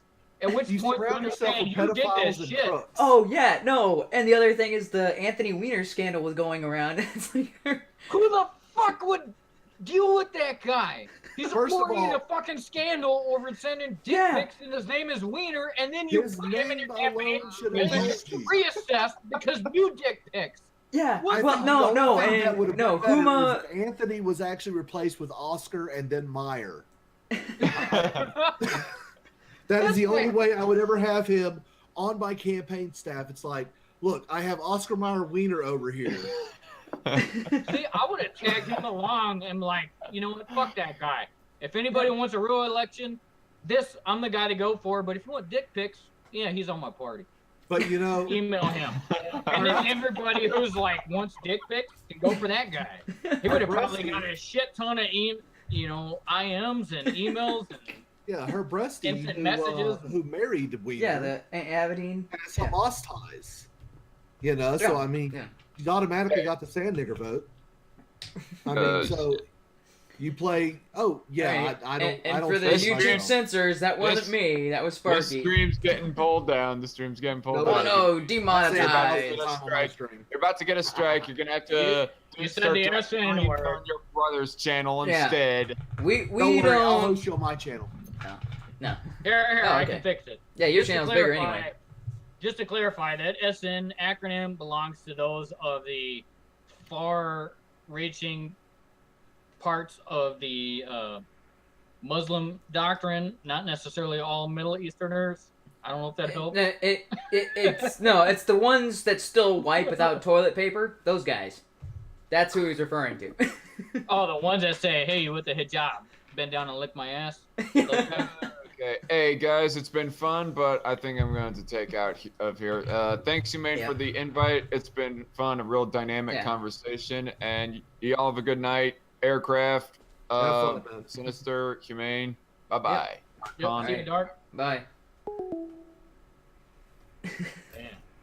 Yeah, you Yeah, have well, to we excuse started me. off Sometimes I get a little serious. ratchet. I get a little out crazy, but it's okay. See, I can say that because I'm part Arab. Oh, well, then Okay. you're clear. Wait. Cultural Actually- appropriation. Yeah, at least you didn't. Yeah, at least you didn't go with the "I have an Arab friend" because that doesn't fly. No. That doesn't prove anything. In truth, I would say I 100% agree with you, as there's a difference between an actual black person and the person that is an N-word. And I'm not going to say the N-word just because I want to add any more to this stream. Okay, But you can be an someone with an N-word N-word and not is be somebody black. that has no respect Yes. for authority, Okay. no respect for anybody, and they're out there just to do harm to anybody because they're out That's living for Kendrick themselves Lamar. and they don't give a fuck. That's But then you Kendrick have Lamar. your actual black person who is just a person, and that's it. Yeah. And that's the same way I view that SN comment, is that there's plenty of Middle Eastern people. I know some. I'm really good friends. I just hung out with a buddy and sang karaoke for a couple I hours at dated his some. house. Shit. And he's Middle Eastern. And nobody fucking cares. Nobody cares because this is U.S. It's the melting pot. But when I you come dated in a girl- acting like a quote-unquote N-word, which you don't give a fuck about our rules, you don't give a fuck about our laws, you don't give a fuck about the way we do life, then get the fuck out of our country. I dated a girl. That's the way I feel. I dated a girl from Saudi Arabia for a while, and I called her my little jihadi. And when she would get mad, I would tell her, "Don't strap on the vest." And she's like, "That's fucking wrong. You know, those are only bad people." I'm like, "I get it. That's why you have a prayer rug in my other room." You know, I don't care. The religion that she follows is bastardized, and I mean, honestly, founded by a pedophile. But Well, and I it's told her that quite extremist. often too. It's Well, no. extremist, and if you look at Muhammad Judaism, married a there are 6-year-old extremists, girl. and if you look at Christianity, there are extremists. That's why we have the Dark Ages. That's why Well- we've got the quote-unquote the Crusades, Muhammad, because there are extremists admittedly out there married- in every religion, and That's- what we've yeah. got is these extremists who The put a bad. the founder of Islam married a 6-year-old. Yeah. Yeah, he was. Can't and- get But away he with didn't consummate until she was 9, so it's okay. Yeah. Dude, that's the that defense. Well, he waited till she was 9. That's Well, okay, in the Arab defense of that as well, you don't understand. In the heat, it causes early puberty. That just sounds nasty as AF, man. doesn't matter. 9. Look, you're talking about a group of people that fuck Wait, goats did I for just- fun. No, I was just speaking German, right? I was saying no. You're just saying no. Nine. Dude, I got a daughter that's like older Dude. than that age, But- and I still can imagine that happening, No. and it creeps me the hell out, and I don't want any guy near her. No. Oh, and by the way- What kind of religious leader would say this is No, perfectly 20 more years minimum, and even Okay, then, it's just- still. Just to throw a little context there, according to Muhammad, consummation only included vaginal penetration. So anal was on board, and so was oral. fine. Anal is on fleek. And maybe no means yes and yes means anal. So Oh, that makes a point there. yeah, I mean, just throwing that out there. Also in Islam, boys are for pleasure, women are for procreation. Yeah. No, also it is. So I brought this up to my brother a couple weeks ago. You get your 72 or 79, whatever that number Yeah, is, 72. virgins. Yeah, that's gonna wear thin in about less than 3 months. Look, really, What I the don't fuck want- are you gonna do for the rest of eternity? I that don't sounds want like a 72 bullshit. girls scared of my cock. Let's just throw that out there right now. And see, when they say 72 virgins, they mean 72 virgins available at any time. Now, what they don't specify is that they're women. What they do specify is that it's 72, and I Yes. can pop through 72 in less than 72 days. And then they could be like, "Oh Jesus!" And then Jesus." you've got the rest of eternity, and there are no more virgins. What the fuck Oh, are you no, gonna no, do for the rest of Allah will eternity? just create more. He will create No. more. You get 72 virgins. There And is a then all number named attached to Mustafa. that. After 72, you get raped in the ass by every fucking guy you bomb blasted with your best bomb. Welcome to eternity. Actually, I think it'll be the goats. that will 72. actually come What the take care fuck? of I know them. guys that have screwed more than 72 virgins while they're still alive. That's 72 virgins. And really, that's not even a real thing. That's from the hadiths. No, The it's not in hadiths the- were written well after Muhammad, peace be Yeah. upon him, It died. doesn't matter. The extremists seem to take the original Muhammad's writings and then whatever was added upon. Oh, no. That's They why don't we even- get the explosion. Here's the problem that you see in the Middle East. It's not that they take the original words of Muhammad, because Muhammad was illiterate. And in that grand tradition, the majority of Arabs are also illiterate. So they rely on imams. Now that to depends actually what you tell mean them. by illiterate. Like Because they I'm can't sure read they and were write. literate within the Arabic writing, but within Hebrew writing or what was like the Jewish writing, which Hebrew. was Aramaic. kind of the. Hebrew. It was. I don't know. Yeah, it's No. Hebrew. It's not necessarily that they were illiterate, No. but I know for Muhammad Muhammad looked up was to illiterate. the Jewish religion and the Jewish writings as if this was consecrated from No, God. That's where okay. he came from his shit. No, yes, he did. What actually happened? Because I've done a lot of studying about this. Muhammad actually tried to start off as a prophet, and he would go around and he would listen to the Jewish priests because they weren't rabbinical then, so there wasn't rabbis. But they listened to the priests or whatever talk about all these stories, and Muhammad would try to memorize them. So he'd go to another town and he would try to tell the story, and the Jewish priest would be walking by and they'd hear him say, you know, hey, this is in the Torah, and they'd go, no, my son, you're telling the story wrong. And that is theorized where the hatred of Jews came from with Muhammad. Although Muhammad really didn't hate Jews. In fact, he said the Jews were protected because they were people of the book. That's actually in his writings. Yeah. He said they're supposed to be protected. Yes, and because when he they were asked people for of the book. Jerusalem to be their center Mecca, they denounced it and said, F you, this has nothing to do with our religion. Who are you? And so then that's when he decided the current Mecca be their actual Mecca. Is because the Jewish religion and the Jews at the time denounced him. The reason why Mecca was actually made the center of Islam was because it was the trade hub. Well, what actually happened is the Prophet Muhammad was called down from Medina to Mecca in order to settle a dispute. What the dispute was is you had a group of Islamic Arabs, a small group of pagans, Arab pagans who were not yet converted, and then you had some Christians and Jews. You had three tribes of the Jewish people that were living in Mecca. And what was going on is they were arguing. There was different factions arguing amongst themselves, and they were blaming it all on the Jews. But the Jews were paying the jizya, so they called down Muhammad to try to get it all sorted out. Muhammad goes down there and he goes, "Hey, what's going on?"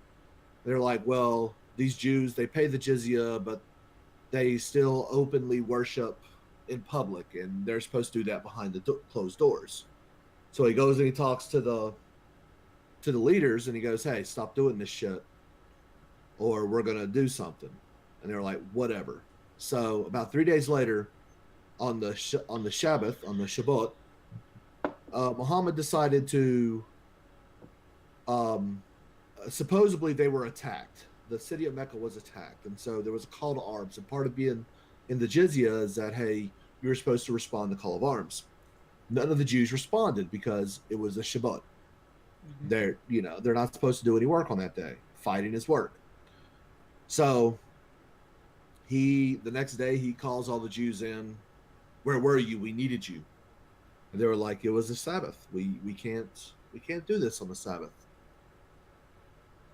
And he goes, "You're the most egregious because you're arguing with me. Your tribe is banished." So they get pushed out of Mecca. That's the first missing tribe of Judaism. There's 3 missing tribes, and this happened constant times. The third missing tribe, and it's documented in the Quran. The Jews didn't show up to fight when they were called. Muhammad attacked them. They fought back. The Jews lost, of course, because they were highly outnumbered. And Muhammad cut off the heads of 900 men, leaving the chieftain to be the last one to die. He had his wife captured. He cut the chieftain's head off, and then took his woman and raped her, although, she was a bounty. Raped her with her husband's blood still on him. So, yeah, Muhammad was a real nice guy, and peace be upon him, I guess. When I look for a founder of a religion, that's usually the type of guy that I can't even finish that statement. It's like, nope, that's like, At some point, you got to think, Are we the bad guys? It looks No, like we're I mean, the bad guys. if I'm to base off the allegations that you put forward, I could see Muhammad being kind of pissed off because he's assuming this group of people is there to back him up during an invasion or whatever the confrontation is. And I get it. Part of the jizya, the tax yeah, they pay, that I comes get it. with agreements. And I can see why he'd be a little pissed off. I understand that. But this being a world religion, this is based off of Judaism, and this is based also off of Christianity, because Muhammad himself also agreed that Jesus was a divine prophet. He was a prophet. He was not the son of God. Yeah. Regardless, he agreed that Christianity was more of an offshoot or a subsequent chapter of Judaism. Well, okay, there are three. He agreed different that there's a groups. Prophet. Regardless, three different groups that are considered people. he sounds like a dude that just got pissed off and said, "Fuck it." Oh well, yeah. And when a dude says pissed off, and when a dude gets pissed off and says, "Fuck it," all hell breaks loose. That doesn't necessarily mean that is the right decision, because every fucking guy knows when you get to the point where you're like, "Fuck it," it's because shit has gone and hit the fan about 5 times and hit you in the fucking face, and you're like, "Fuck it." Speaking of shit, there is a story about Muhammad where his neighbor, who was a Jew, so he went way askew. would dump shit on his doorstep daily. But yeah, after his encounter with Judaism, he went way off kilter, and this is no longer based off of Judaism. Instead is built on militant principles. Yeah, well, that was the way of the day. Crush them, kill them, get rid of them. Any opposition, kill them. Yeah, and then you'll get your reward. Yeah, I can see where that came from. But Islam is based off of the Torah. It's a loose interpretation of the Torah. Christianity is based off the Torah. So you can say that, but what you just described, the Torah was before all of that. Well, the Torah was written 2,000 years before Christ. The Torah was before any of these events that the Torah happened that you just described. Well, so okay, what he did is take the Torah and say we're going to base it off of this, and all of a sudden the Jews are not holding his back because they actually practice what they actually said and said, "Hey, on the Sabbath we can't do anything. Sorry, we just can't. This is against our religion." And he gets pissed off and he says, "Fuck the Jews, fuck everybody else. Now we go and get anybody else." But that was this becomes militant. The reason why Mecca is the center of the Islamic religion is because when Muhammad traveled down from Medina to Mecca, that was considered to be his first miracle, because he settled miracle or not, because he settled the disputes amongst the different factions of the Arabs.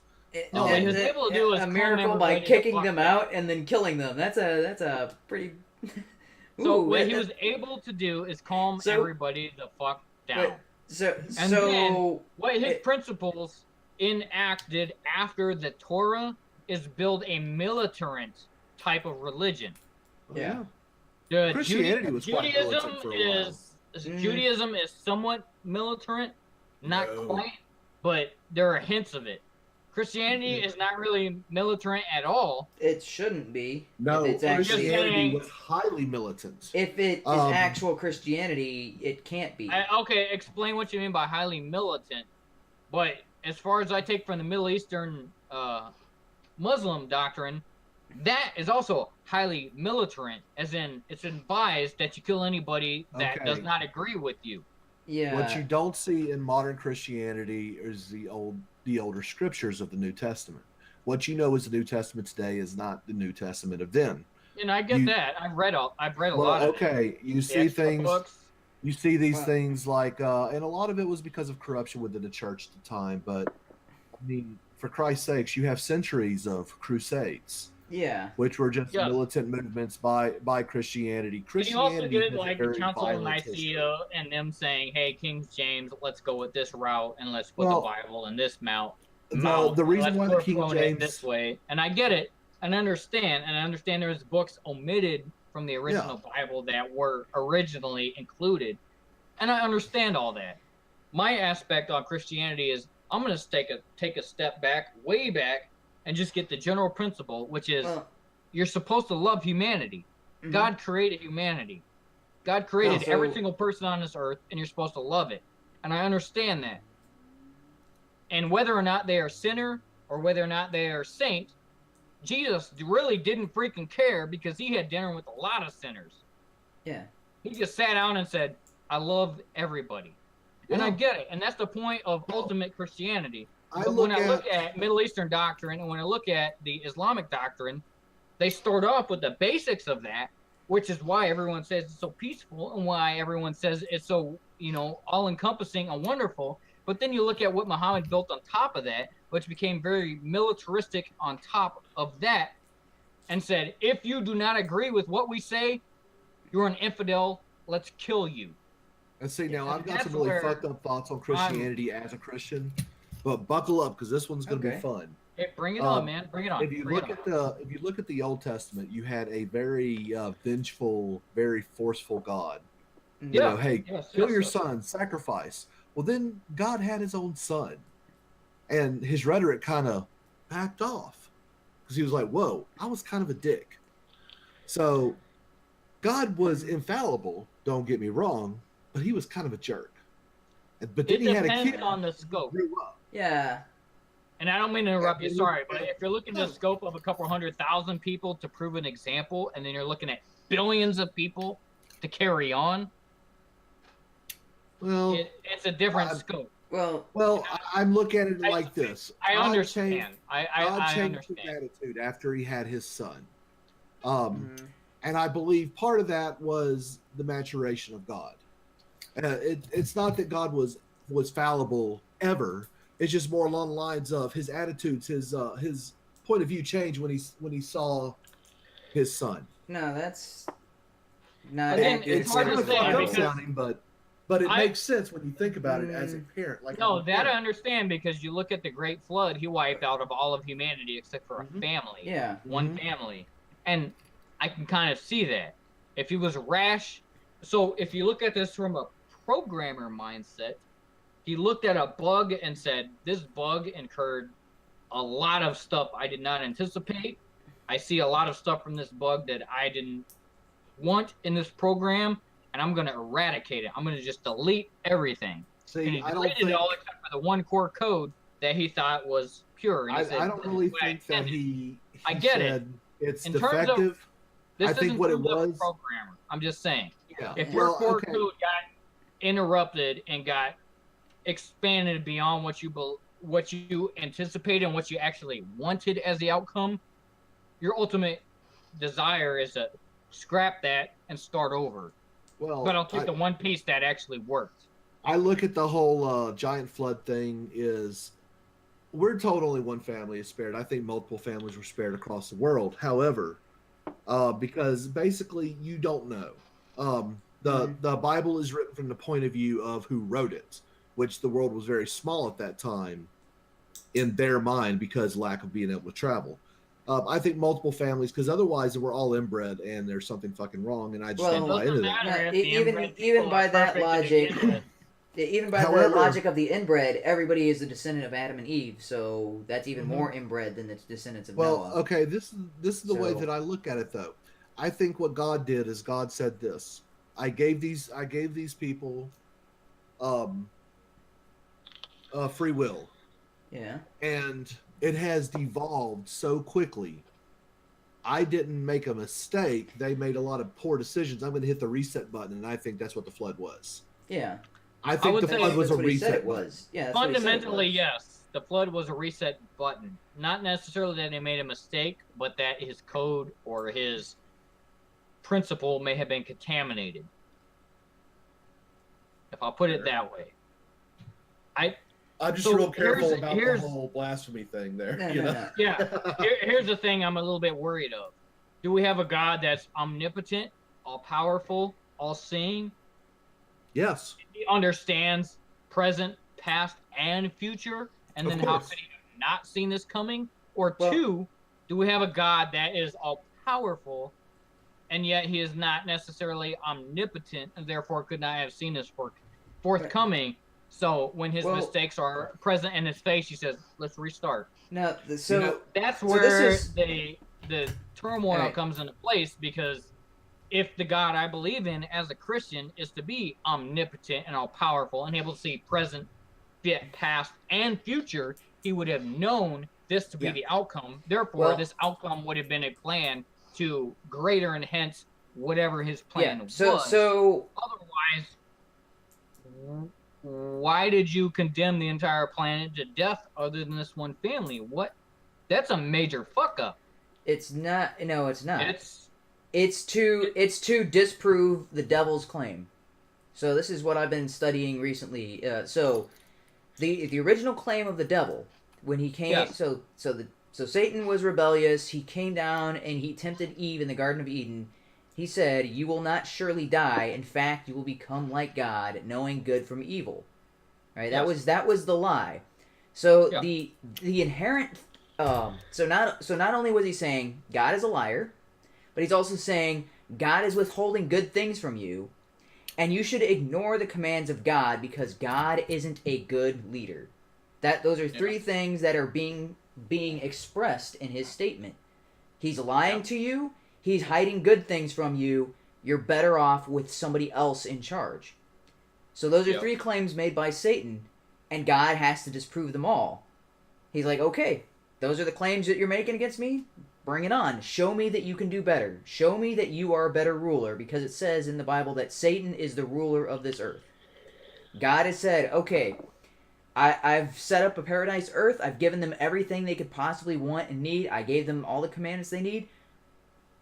You prove that you have a better way of running society than me. And Satan has been trying to do that for several thousand years and has been failing epically, because he says, I know better than God. That's the failing of Satan, is he says, I know better than God. I know how to do this. I could run your society better. You should follow me, not him. He doesn't know what he's talking. And yet everything that Satan has done has ended in utter failure. Nothing has been even close to the paradise earth that God had created. Because But- Satan is the U.S. government. Yeah, but if God had just shut I him up, agree with you on that. yeah, yeah. But if God had just said, "Okay, Satan, you're wrong. Shut up and sit down," Other would have been like, "Wait, why is he so afraid of what Satan is saying? Why, or what Lucifer? I guess Lucifer is. Why is he so afraid of what Lucifer is saying? Maybe Lucifer has a point. Maybe." So he's been giving Lucifer time to show, like, because Lucifer is so convinced he knows how to run the world better than God. Or at least that human or mankind could run it better than what God has stated. So he's like, hey, you've had 6,000 years at least to prove your point. Every type of government has been tried, or at least nearly every type of government. I don't know if every time, but at this point, socialism has never been tried. Yeah, not true socialism, never. True socialism. Yeah. But we've had all kinds of governments tried throughout. We've had governments purely based on laws, tyrannical governments, monarchies, the system of judges. We've had all of these expressions, and like none of these societies has created a paradise like what God had set up in the Garden of Eden. None of them have even come close. So at what point does Satan be like, God's eventually going to say, okay, Satan, every possible solution to this problem you have tried. Not one of them is the right one, except the one that I set up from the beginning. Because your claim was that my solution wasn't the correct one. I'm going to play the devil's advocate here. I'm sorry to say the devil's advocate. And No, you're not. Again, That's exactly what you're doing. You're I don't wanna using get it in that boat. accurately. But what I am saying here is God being omnipotent, omniscient, and omni everything, whatever omni includes. How the fuck would he allow any of this to ever happen in the first place? Wouldn't he just program a system to where any subsentient Free will. being just Yeah. Free will. love It's all him? about- and just Yeah, go with it? free will. That is. I understand free will, but But again, that's what it boils down to. even because- if there is free will and he is omniscient, which means he understands the outcomes of everything, meaning he understands the outcome of free will. Therefore, wouldn't he have programmed things or designed things to be more to where the mass population would have gone towards whatever God's design was? Well, Now, and that's What why I'm saying is, I don't understand what God's mindset is. Okay. But what I do understand, and this is a kind of a far off tangent, and it's hard to describe. I love my kids more than I love myself, and I cannot express that any more than that sentence there.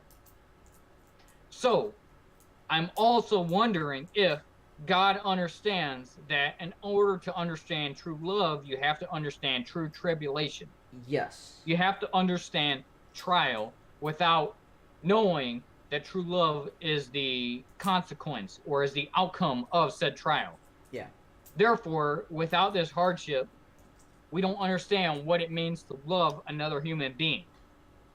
And I love my daughter. I love my son. I love my brother here. I love my other three brothers. And without having trials and tribulations, because me and my brother here, we've had plenty of disagreements. I mean, tons. Yeah. We've had moments where we didn't spoke for years. But without that, how do I appreciate as much as I do the discourse with my brother? How do I appreciate the discourse with my children? How do I appreciate what I have attained without this trial? And I'm almost wondering if trials are set before us and trials are set ahead of us in order to improve us, because whatever this understanding is, be it love, be it whatever word you want to tie to it, love is the only word that comes to mind, but there may be another metaphor or another word that encompasses all of this. If that's the only way we can truly understand what it means to appreciate other beings besides our own universal encompassment is in the world that revolves around me. Now, I can answer that very simply. It's very simple. Go ahead. Okay. God is omniscient. God is omnipresent. God knows the multiplicity of decisions that can come into play to make an ultimate decision. Where God shows his love is through faith in his creation of human, that they will make the right decision. That's why he gave free will. Because that right there, hold on. That and right God there, have faith. Yeah. Yes. I want to say something after. Why? That right there is the ultimate proof against Lucifer, Satan, Beelzebub, whatever you want to call him, her, Shemzer, or whatever. Why can God have faith?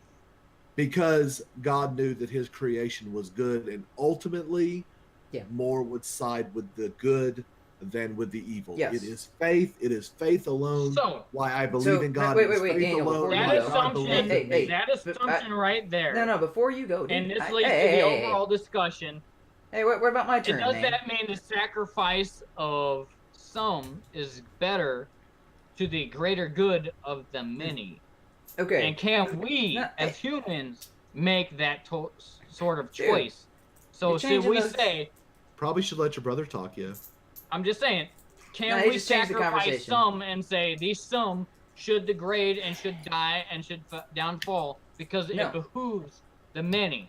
Which is not essentially what you're saying, what God has chosen, because he has said some will understand this understanding of truth and love and altruism, but some will fail and will fall and will sin and will fall outside of that curve.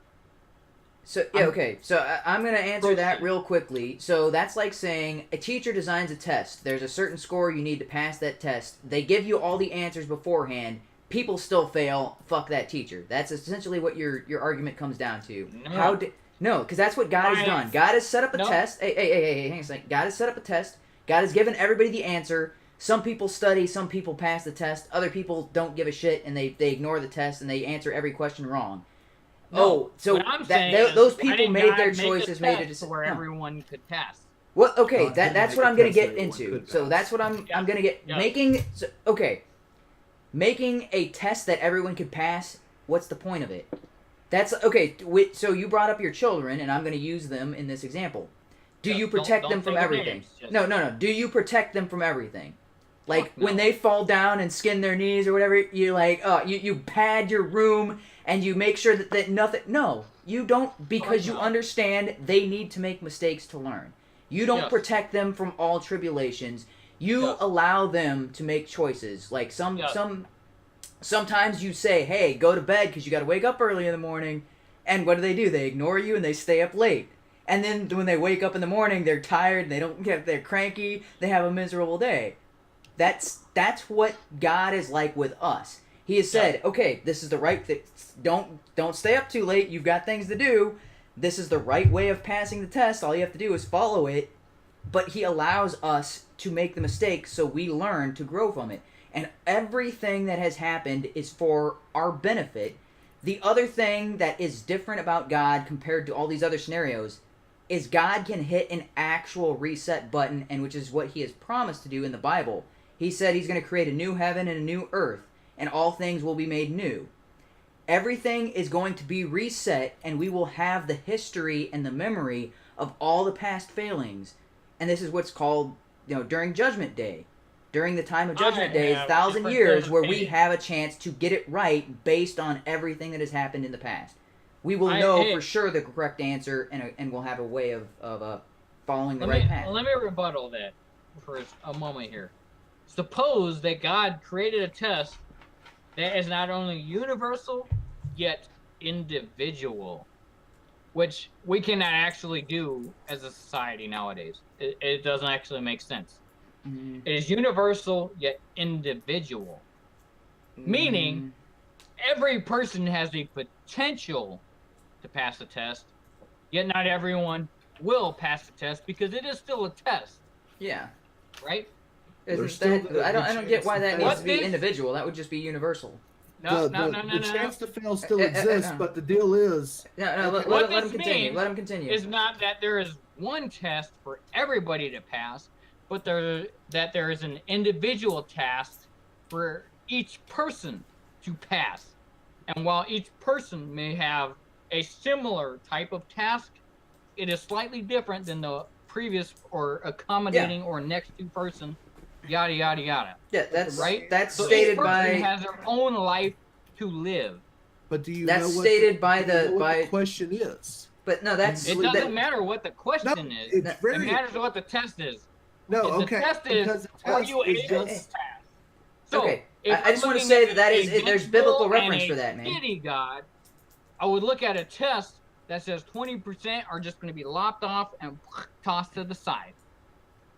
And 20% are just automatically going to pass, and the rest is in the middle. No, there's biblical reference for that, Daniel. There's biblical reference. He will never put more on you than you can bear. That is the promise that everybody is tested according to something they can achieve. But what if every single person was given a test to where they could pass, and it depends on... That's what I just said. That's a biblical scripture. That's not what you just said. He will never put more on you than you can bear. What you have assumed is a single test. No. What I'm assuming is 7 point something billion. He will never put more on you than you can bear. That's exactly the promise that says you will never be tested beyond your ability to pass the test.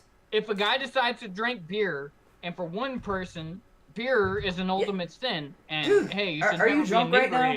But for another, I've had a couple of drinks. Regardless, I just answered this. I'm not talking incoherent, am I?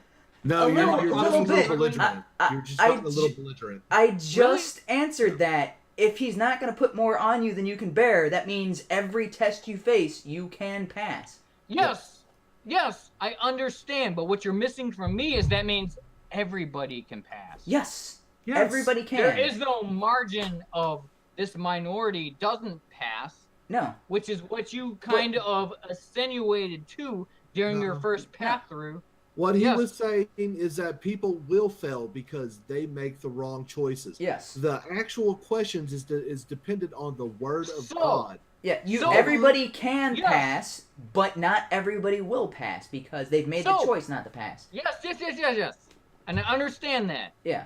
So what you guys need to understand is that here's where we started from. Up here is a guy that sees, okay, not everybody's going to pass. How do I encourage the most people to pass? This is above us. And so he assigns different tasks and different associations, different life trials to each of us. And it's above us to understand what that is. Therefore, a Christian cannot actually come up and say, you're fucking going to hell. No. Because We don't know. Yeah. I'm not in that same line of trial. Yes. Therefore, neither is it optional or agreeable that a Muslim would come up and do the same thing. Neither is it agreeable for anybody to do the same thing. What this determines is that everybody is an individual, Yes. which is the only way current government actually works in society. And this is the only way that anything in existence actually subsides together in peaceful harmony, is that everybody is a fucking individual. Yes. And everybody earns your way to heaven in an individual way. And whether you believe or believe not in God, everybody is an individual. And therefore, there is no such thing as fucking group identity based on the color of your skin, based off of your genetics, based off of your heritage, based off of your skin color, based off of your, whether you're a man or a woman. Everybody is individual, accountable for themselves. Yeah. And this is the test that the overall creator of everything designed, and says, who are you and can you be the best of you? And do you fall within the guidelines that I assign for the best of you, not anybody else? I don't give a fuck. So, well, I don't think he said that last part, but I was agreeing with everything you said, so... Yes. So when you look at extremist religions, I don't give a fuck. such as the Islamic religion, which says you have to fall by these guidelines, or when you look at the extremism of the Christian religion, which led to the prosecution or persecution. Yeah, the Spanish Inquisition. Inquisition, such the as Salem witch trials, Westboro Baptists. Yes, all of that. Ku Klux Klan. That is because of human interaction, not because of an all creator or an all, a God's ultimate design. Your ultimate design is, can you be the best of who you are? And the best of who you are interacts with the best of everybody else and supports the best of everybody else. That's the only fucking logical conclusion, and it doesn't matter how much I fucking drink, this is always the same conclusion I come to. Yeah. So I wasn't saying you were wrong. I was just pragmatic religious concept. Yeah. It's just you're not saying anything that's wrong or anything that's incoherent. It's just when you're drunk, you tend to ignore what other people are saying, or you interrupt a lot lot more. Yeah, so I just want to make you aware of that. You're just a bit belligerent. That's all. I'll let you guys proceed. All right. But I hope you understand where I'm coming from, and that. Yeah. And I want to let you know that was actually a very coherent rant, and I agreed with everything except for where he said "fuck this." But I don't. I don't give. Profanity is that's more for emphasis. Yeah. Sorry. Yeah, I think God loves. God loves profanity. I don't think he cares one way or the other about profanity, because the profanity goes back to the PC cultures. Oh, you can't say these specific words; they're bad and evil. I'm like, where in the Bible does it say that? No, it says... The only thing that's written in the Bible is, don't proclaim your God's name in vain. Yes. And then there's also the idle words, but that means words without a purpose, right? Exactly. Yes. So as long as it's for the emphasis, or it's for a specific purpose, you're using this word that's not PC, but you're illustrating a point, that has a... Or even if it's just to make people laugh, that has a purpose. The idle words what's that called? The measly mouth, or measly mouth? No, what's the word? In the alternate to that, I never say GD. Yeah. Because I have a very high reverence towards God. Well, what's the? I will never say God and then the word damn afterwards, because I have no reverence for that. I have reverence. God has damned many people. Agreed, but I will never say GD in sequence. Yeah. What's the? Simply because I have a high reverence for God. And tracking. Not any reverence for the word damn. I'll violate that here and there, but that's not God's name. Agreed. And name is a subjugative or subjective term for someone we don't understand. That was it. Yeah, mealy mouth. Where you just say a bunch of garbage to distract people from your point. So that you're like, okay, you asked... That's the garbage. No. I didn't say you did. It's like the idle words referring to measly mouth, where you're... So somebody asks you a question, and you go off on these long tangents and use all these big words like what Dyson was doing, and then you come back as if you've answered that question. You're like, but you said nothing. You said five Okay. paragraphs of nothing, just to distract people. I'm just stating I did not Yeah. do No, that. you didn't do that. I I wasn't just saying get you right did that. Back to my very No, point. no. I was saying the Bible doesn't say anything about cuss words. The Bible says not taking the Lord's name in vain and not using idle words. Idle words is the measly mouth. Hey, I'm gonna fill up this paragraph with jargon to distract you from the fact that I'm not actually saying anything of substance, and then I come back as if I've answered the question. That's All right, and I don't believe So, I've done that. no. I wasn't No, saying no, you no. were doing that. I you're was good, that man, was you're in good. response to the Okay, political. okay. Yeah. Not getting defensive. Yeah. I'm gonna step back and All right. no defensiveness. So, Continue. like I was saying, that's one of the things when you drink, you focus on what you're thinking about, but This not is- so much this what might other be people are coffee. saying. You never know. It's the you interrupt a lot more and you stop paying attention to what other people are saying as much. So just so you're I'm aware. not paying. It's not that I stop paying attention to what other people are saying. I have these feelings and these ideas that need to Yeah. and just shoot forward like bullets. So I'm listening to every single thing you say, and I'm gonna step back and I'm gonna sip my cup of coffee. Yeah. So Yeah. so I'm trying to bring this back to the original topic of this video because we're going on 3 hours I think. So it's time to wrap this up. So because we're talking about language in the Bible and how the Bible doesn't really say anything about you can't. How dare you swear? Or you can't. In the Bible, it doesn't say you can't say fuck. I have yet to see that passage or anywhere where it's like, oh, and he said this curse word and now he's eternity in hell. That doesn't exist in there, but that is I've a seen it piece. 3 times where people were filled with the Spirit and said, "Oh, fuck, that felt good." 3 times. You know what's actually funny? I saw is, that on YouTube the last time, and I was like, "Geez, that's a real thing." Guys, like, Yeah, "Fuck, that felt okay, good." but I want to bring this back Okay. to the PC thing. Continuing on. Where Continue on. the idea of you can't say these specific words, that is the PC culture. And that's when PC culture was being applied by the authoritarian right. When Well, it was okay. you can't say these words, these particular acts are banned, you can't. And now the left has completely taken that PC and it's like you can't say the N-word, you can't say retard, But you that can't was say fag. that's also Yeah. part of the authoritarian left. I mean, you found that in communist Russia and everything Yes. else. In fact, that's where the Democrats got the whole PC idea from, was from the Mhm. Russians. What's very interesting? That's the scary shit. Because the Yeah. Russians had plans to invade our intellectual architecture. Yeah. To Yeah. brainwash all of the upcoming youth to boycott whatever we had as far as Republican and as far as a democratic society and push them towards a socialist society. And it's working pretty well. Yeah, It's it's pretty- worked pretty well. Pretty freaking creepy, and they've done their shit, man. Those guys are smart. What's very interesting is Kendrick Lamar. Mm-hmm. Have y'all heard about that? Yeah. Pulled Wait, the- No, pulled I the know white- of Kendrick Lamar. pulled the What? white girl up on stage in Alabama, had her sing one of his songs, and it said nigga like 50,000 times, and then he publicly shamed her when she was singing his song because okay. Wait, what? you only got to bleep yourself from one word. So, Motherfucker, you wrote the He song. had nigga in his Oh. song however many times, and yet he pulled someone else up on his stage to sing his songs that he came up with. And then he was shaming her for saying the words in his song Yeah, because white. she's white. Yeah. This is I thought he was a good one. What the fuck? no Kendrick Lamar is a black guy that has been enticed No, by the not Democratic good one society. as in a good black person. I mean, I thought he was like, because I really like his song with The Weeknd, right? The Who's Gonna Pray for It? Like, it's Kendrick Lamar, right? Yeah. Hey, I like The Weeknd, and I do like Kendrick Lamar. That doesn't exclude them from this bullshit.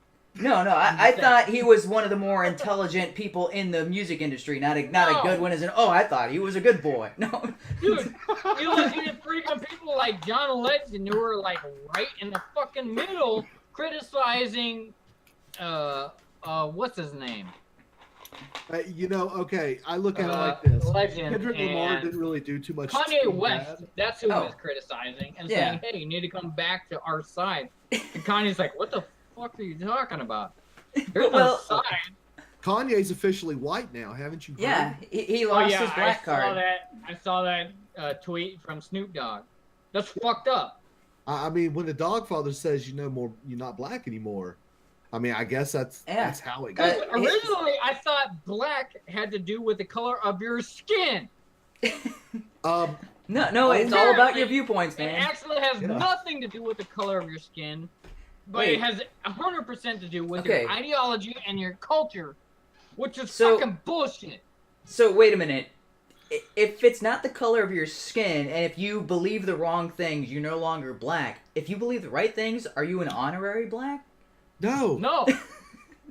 You are Only a if you have dishonorary dark brown black wannabe. That's what Gotta you have dark are, a brown dishonorary skin. black wannabe. You look at Candace Owens. She is a black wannabe. Yeah, she's not black no more. She's Nope. white. Even though obviously she's a black woman and she speaks her mind and she's very intelligent, no, she's not black. You can look at her pigment and say, well, I mean, she looks kind of black. Okay, no, now fuck I will say listen this. to what she says. That's not fucking black. So Candace black no Owen- longer means the pigment of your skin. Black means, are you Democrat or are you not? Candace what black Owen, has I will never say is really all that smart. She just really spouts off a lot of talking points. Yeah. Candace Owens but- is just caught in the middle. She's but your one thing- average black person that you expect every black person to understand and comprehend and listen to. That's what Candace Owens is. What the average black society should be listening to and should say, I think this time I'm going to vote Republican, or this time I'm going to vote non-Republican or non-Democratic because I don't agree with either party. Well, I think But instead, LBJ honestly set it up perfectly. After the passing of the Civil Rights Act of 1964, LBJ was caught saying, well, we've done it now. I'll have them niggers voting Democrat for the next 200 years. So, Yep. and it was with a hard R, people, a hard R. Yeah. And wait. so understand the Democratic National Party is nothing. Anytime I ever fucking tweet, which I haven't actually fucking tweeted anything, if I ever fucking tweet anything and it has to do with the black community, it's going to be preceded with LBJ. Because that is the fucking home run. You guys will be fucking voting Democrat, even though it is the detriment to your entire community until the day you die. Well, You and that's stupid why ass shit. that's why welfare is the way it is now. Well- it is so people get hooked on it and will want to suckle at the government's teat for life. Let me wave my hands in abstract, whatever, blah, blah, blah. What? Can we fix this? Yes. Fix. But it's welfare? not gonna Okay, be pretty. aircraft, Wait. aircraft, Okay, and so you before. and myself. What are our recommendations? What are our recommendations to fix this? How can we reverse this? How can we push this black on Well, black just- on communities and say, look, stand up for yourselves. You are strong. You are independent. You are smart. Just grow with it. Learn. Educate yourselves and do better. How do we fix this? Us three. Well, How do we us fix three. Well, us three? No, we can't. Us Wrong three. pigment. No. Wrong We pigment. can't. Obviously, we three can't. But if we As three a put our people, heads yes. together, what would be the role? What would be the message? What would be the alignment that we'd want to push towards that actually fixes these type of issues? Personal responsibility. Yes, Yeah. I Well, agree. we've Personal got to responsibility. eliminate How do the we group thought. how do we get personal responsibility into the black community? Well, you So- got to get rid of the So welfare make them- state for that, but good luck I'm getting gonna rid of go the on welfare tangent state here, when it's but the what I'm voting saying is- patterns. As what is conceived as general rightist, we're considered kind of in the right as far as the general mind think, right? What can we do to actually impact this? What is the Well- thought process to impact this? Well, basically, I don't want to talk about just what could be, No, or no. just I- this I- is the way things so- are, but what is the proper Well, progression from okay. this point in American history? Well, How do you we have to start look at what breaking? started it off. And Yes. I'm going to quote Walter Williams when he said, the welfare state has managed to do what 2 centuries of slavery could not do, and that is destroy the black family." Yeah, So that we have to get rid of welfare, but the problem is Yeah. welfare is so indoctrinated into our culture. So It's hard to get rid how of do we welfare get with rid just of welfare yeah. and I don't yet think we can. Okay. produce better, better I inclined. don't think we can better- because both left and right are for more welfare. Well, okay. Here's No, the no, deal. no, no, no, no, You no, vape. no. You I vape, don't think right? that's right. You vape, right? Yeah, Okay. Let Yeah. me hit you with some natural laws here. yeah. Natural law. Let's go. Electricity is going to follow the path of least resistance. Would you agree? People in electricity No, have no, no, one no. thing in Yes, common. yes. People in electricity have one thing in common. They will follow the path of least resistance. It is the very few who will actually go against the tide of the waters, swim against the tide, who Swim become against stream. ultra Yeah. successful. Okay. The Okay. problem is you have to get people to go against their basic, natural, lazy tendencies. Yeah. You're not going to do that. It's a losing battle. So what you do is you have to force them to do that. And the way you Well- do that is you have to completely cut it off, kind of like someone with a heroin addiction. Mhm. And you got to let them go through the DTs. Yep. And you got to unsympathetically Well, watch them shake, sweat, puke, and shit themselves. But we are such an empathetic people. that we won't even let them go through detox. Exactly. Yeah. So that's How? So we need to identify the Senate and the government that actually blocks that detox position. Oh, well, that's But- It simple. says, hey, you're It's a detox. politicians. Hey, I'm yeah, post but detox. the And we need to system. vote for those guys. And we It's need to all figure out how we politicians. get pre-detox or actual. It's not It's all Pre- politicians. They during want to detox. become- How do we get that? You get rid of professional politicians. You get people who are only going to be in there for 1 to 2 terms. I understand that, But but that's how the do we only do way. that? You have Because to the get president is relegated to Yeah. 4 terms of 2 office. terms. Or And 2 yet- terms. Oh, Two 2 terms, 4 terms, years, yeah. 4 years each term, Yeah. 8 years Mhm. total. But Congress, Senate, the House of Representatives do not align with that. You have to convince people that it is in the best interest of themselves and the country to throw away all that money, which means they'd have to go away from their natural lazy tendencies of doing the least path of resistance. Yeah. So you have to get people to vote against their long-term self-interest is what you So, really have to do. I don't think that is going to happen. No, it isn't. It's All right. So if that's what not my gonna solution is I'm going to become a billionaire and possibly the world's first trillionaire. I'm going to go buy my own island. I'm going to start my own country and show everybody how and to do rule it with an right. iron fist. No. Not rule with an So, iron fist. No, do it think about right. Set it up with the safeguards to prevent that from ever happening. Oh, And what, then- what command were you? And then in? I'm Fine. going to so I'm not done yet. Then I'm going to set up separate islands, 2 identical islands to my island, and I'm going to say, if you think you can do it better than my country, set them up on these islands, do it yourself, and we'll prove whether No. your socialism or all your other forms of government can compete with my government. I can tell you 100% why that's going to fail. That's just not going to work. Why not? What I That's can okay. tell you is that Why not? let's find out what Wait, the wait. average Why time would that not span work? is. Because no one's going to actually listen to you past that first subvergence. Where you No, it's split my own off. private island. I don't Here's care if the they people listen to me that or have not. succeeded, and here's the people that have not succeeded. No. If my state will succeed and people will come to me. No, it's just not going to work. Why is that not going to work? What we That's what happened to America. America succeeded, and people flocked to America. you to can fill say, it up. but you're trying to create an island within the United States. No, not within If the you United had an States. island I never without said the within the United States. And I understand you're saying it's extra to the United States, but Yeah. it's still in It's- lateral, longitudinal, horizontal. It doesn't matter. It doesn't matter. None of that No, matters I because don't they're need the still United US States. citizens. They're still U.S. citizens. No, they wouldn't None be of U.S. that citizens. matters. You Why would have they be? to, Why would they be U.S. citizens? I'm creating a because brand it new doesn't country. matter. If you created a brand new country, whether it's external or internal to the U.S., it will still be considered an offshoot of the U.S. Now, what I'm What? No, I'm no, no, saying is Yes, it will. You have come from the U.S. Yeah. How can you just claim or say, hey, I'm all of a sudden not How US? did the Pilgrims do that? They came from the UK. Yeah, they fought a fucking bloody war. I'm But I'll just be saying. trans-American, and it'll be okay because I'll identify as another country. I'm just saying they fought a bloody revolutionary war Yeah. to get The there. country of Stankonia will rule.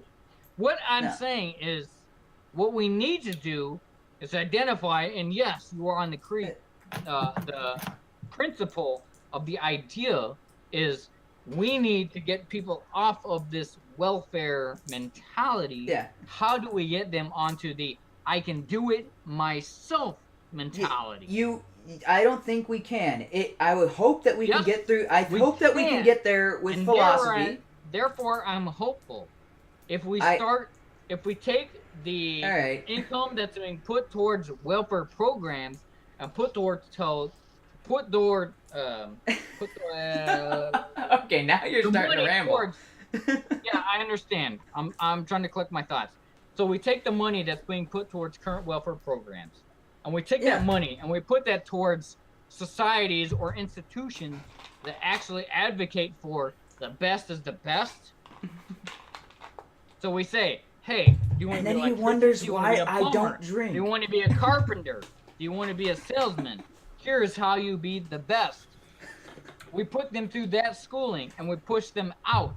We will actually have a better outcome. Yeah, we brought this up on a previous we stream. have actually pushed through general education. We've brought this up on a previous stream, and I agree with that. But how do we, as three people, get that to occur? That's the thing that's not likely to occur. We're not likely to get that passed. Three people is to get us beyond three people. Yeah, so that's why I was okay. So I hope that we can get that spread through philosophy. That's part of the purpose of my channel, is to discuss these ideas.